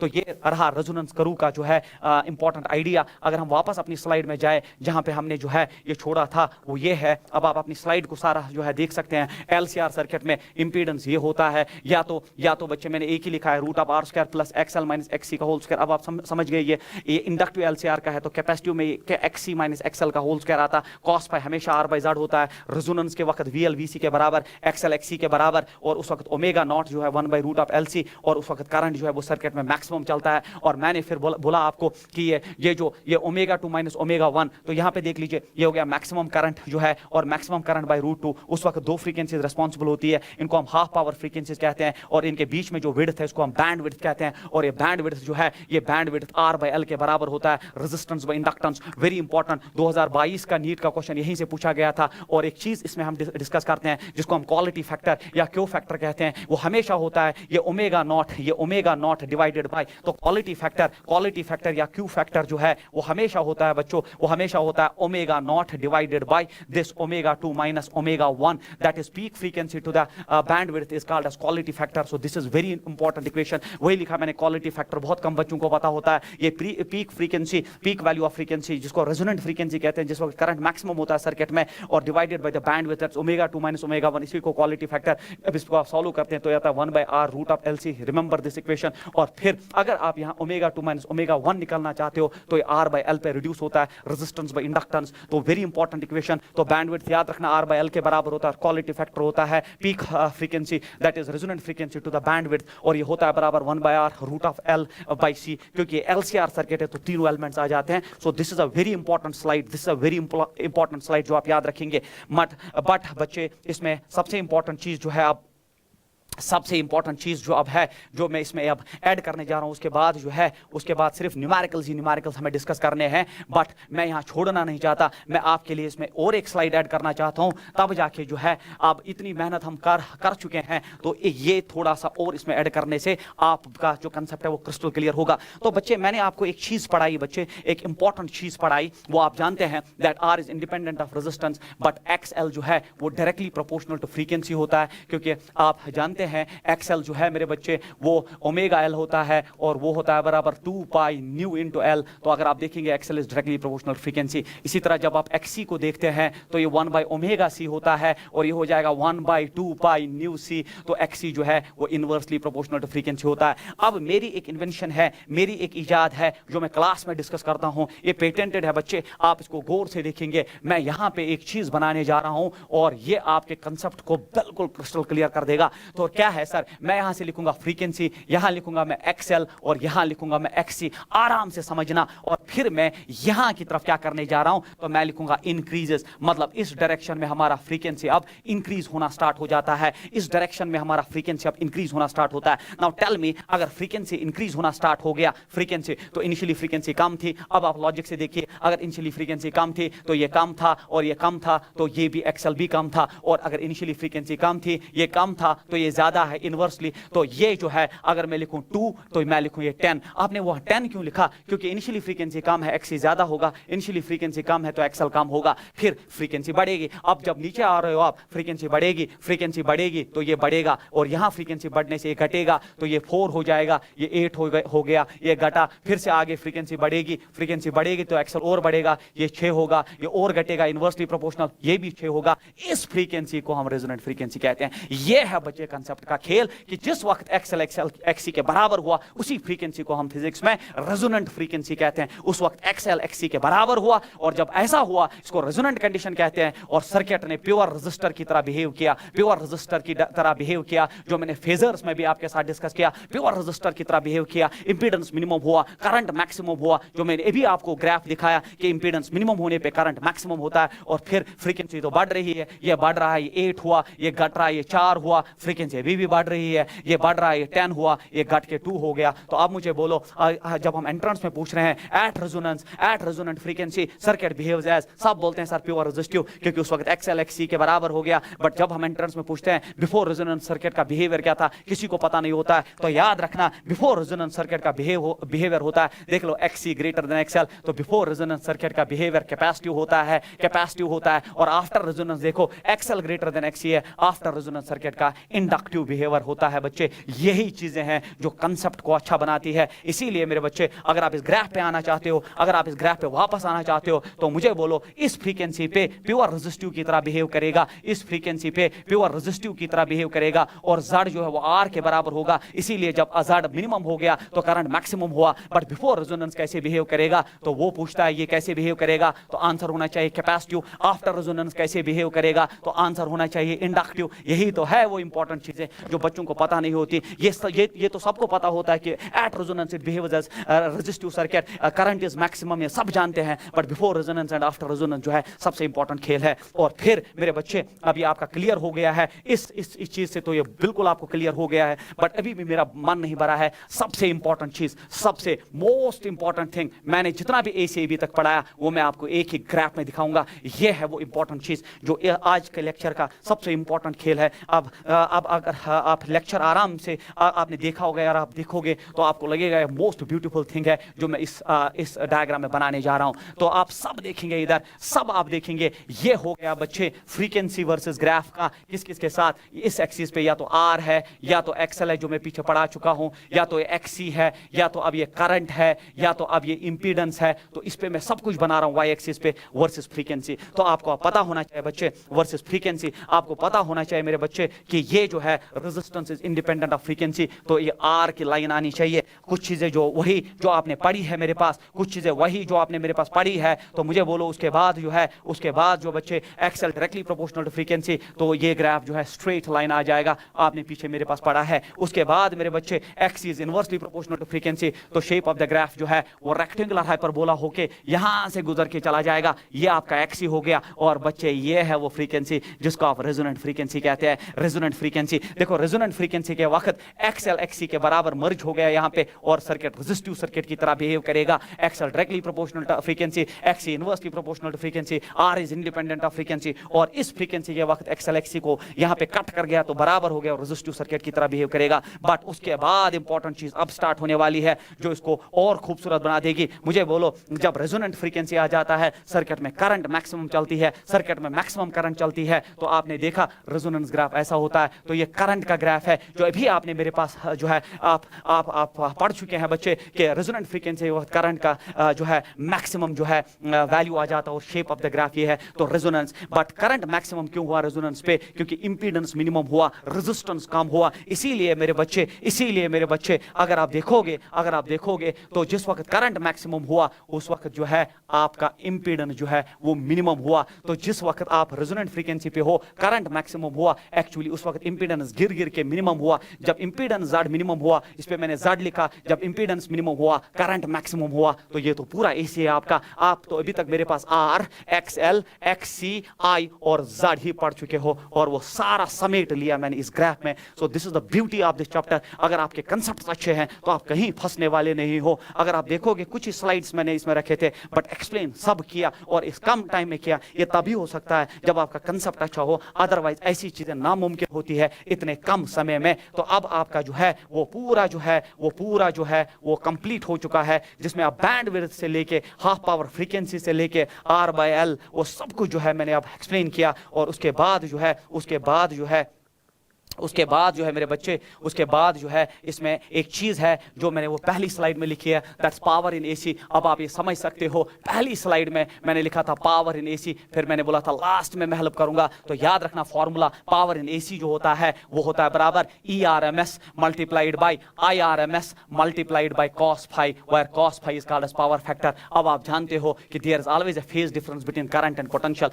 In pure resistive it is 0, but in pure inductor it is 90, pure capacitor it is 90, कि कौन लीड कौन लैग वो छोड़ दो, फिर इंप्योर सर्किट्स में भी लीड और लैग है, तो हमेशा इस चीज पे डिपेंड करता है और इसको पावर फैक्टर कहते हैं। तो ये पावर का पहला इक्वेशन डेवलप हुआ, या आप ऐसे भी लिख सकते हो ARMS के बदले E0/√2, IRMS के बदले I0/√2, cos phi तो cos phi ही है जिसको आप पावर फैक्टर कहते हो। तो पावर हो गया बराबर E0 I0√2 होता है cos phi, खेल खत्म। ये आपका पीक वैल्यूज में इक्वेशन, चाहे आप इससे न्यूमेरिकल करो या उससे, दोनों से आपका आंसर आ चुका है। और याद रखना ये cos phi इसमें पावर फैक्टर होता है और ये हमें बोलता है कितना सर्किट में पावर कंज्यूम हो चुका है। और फिर से cos phi जो है मैं पीछे डिराइव कर चुका हूं, cos ऑफ थीटा से डिनोट किया, R/Z, R होता है resistance divide by impedance, LR circuit का अपना इंपीडेंस, RC सर्किट का अपना इंपीडेंस, LCR का अपना इंपीडेंस, वो आप पढ़ चुके हो मेरे पास। और ये पावर फैक्टर का वैल्यू जो है वो 0 से 1 तक रेंज करता है। इसका वैल्यू रियल सर्किट्स में 0.7, 0.8, 0.9 होता है, बट आइडियल केस में या तो 0 होगा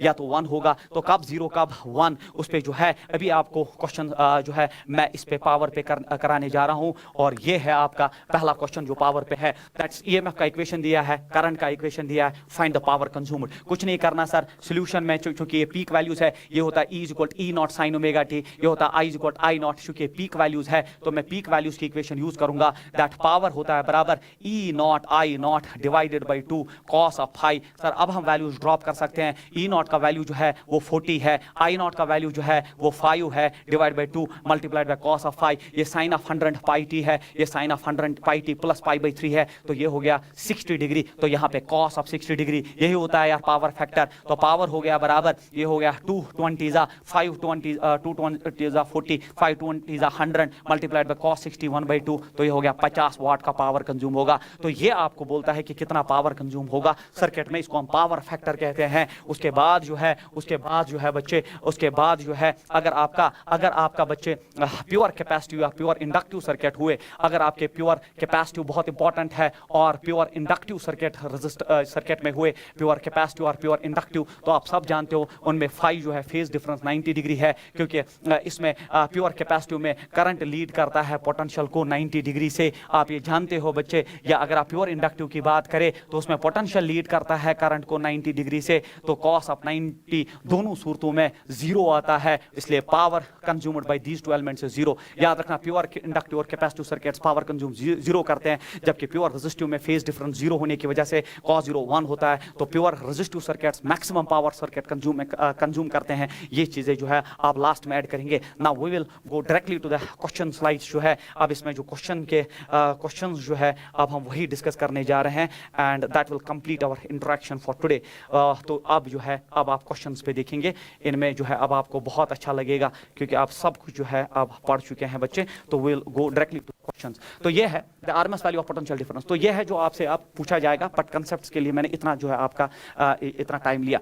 the RMS value of potential difference V, या मैं ऐसा कर सकता हूँ तो थोड़ा जो है मैं 5 मिनट का ब्रेक लेके जो है हम जो इसका दूसरा वीडियो वो इसी के साथ जो है वो हम फिर जो है लेक्चर 2 बन के आएगा। सो ये अलग रहेगा, जो मैंने थ्योरी पार्ट पढ़ा है और कुछ क्वेश्चंस, और इसके बाद ही शॉर्टली 2-4-5 मिनट के बाद हम फिर से आके ये जो है स्टार्ट करते हैं। Thank you so much.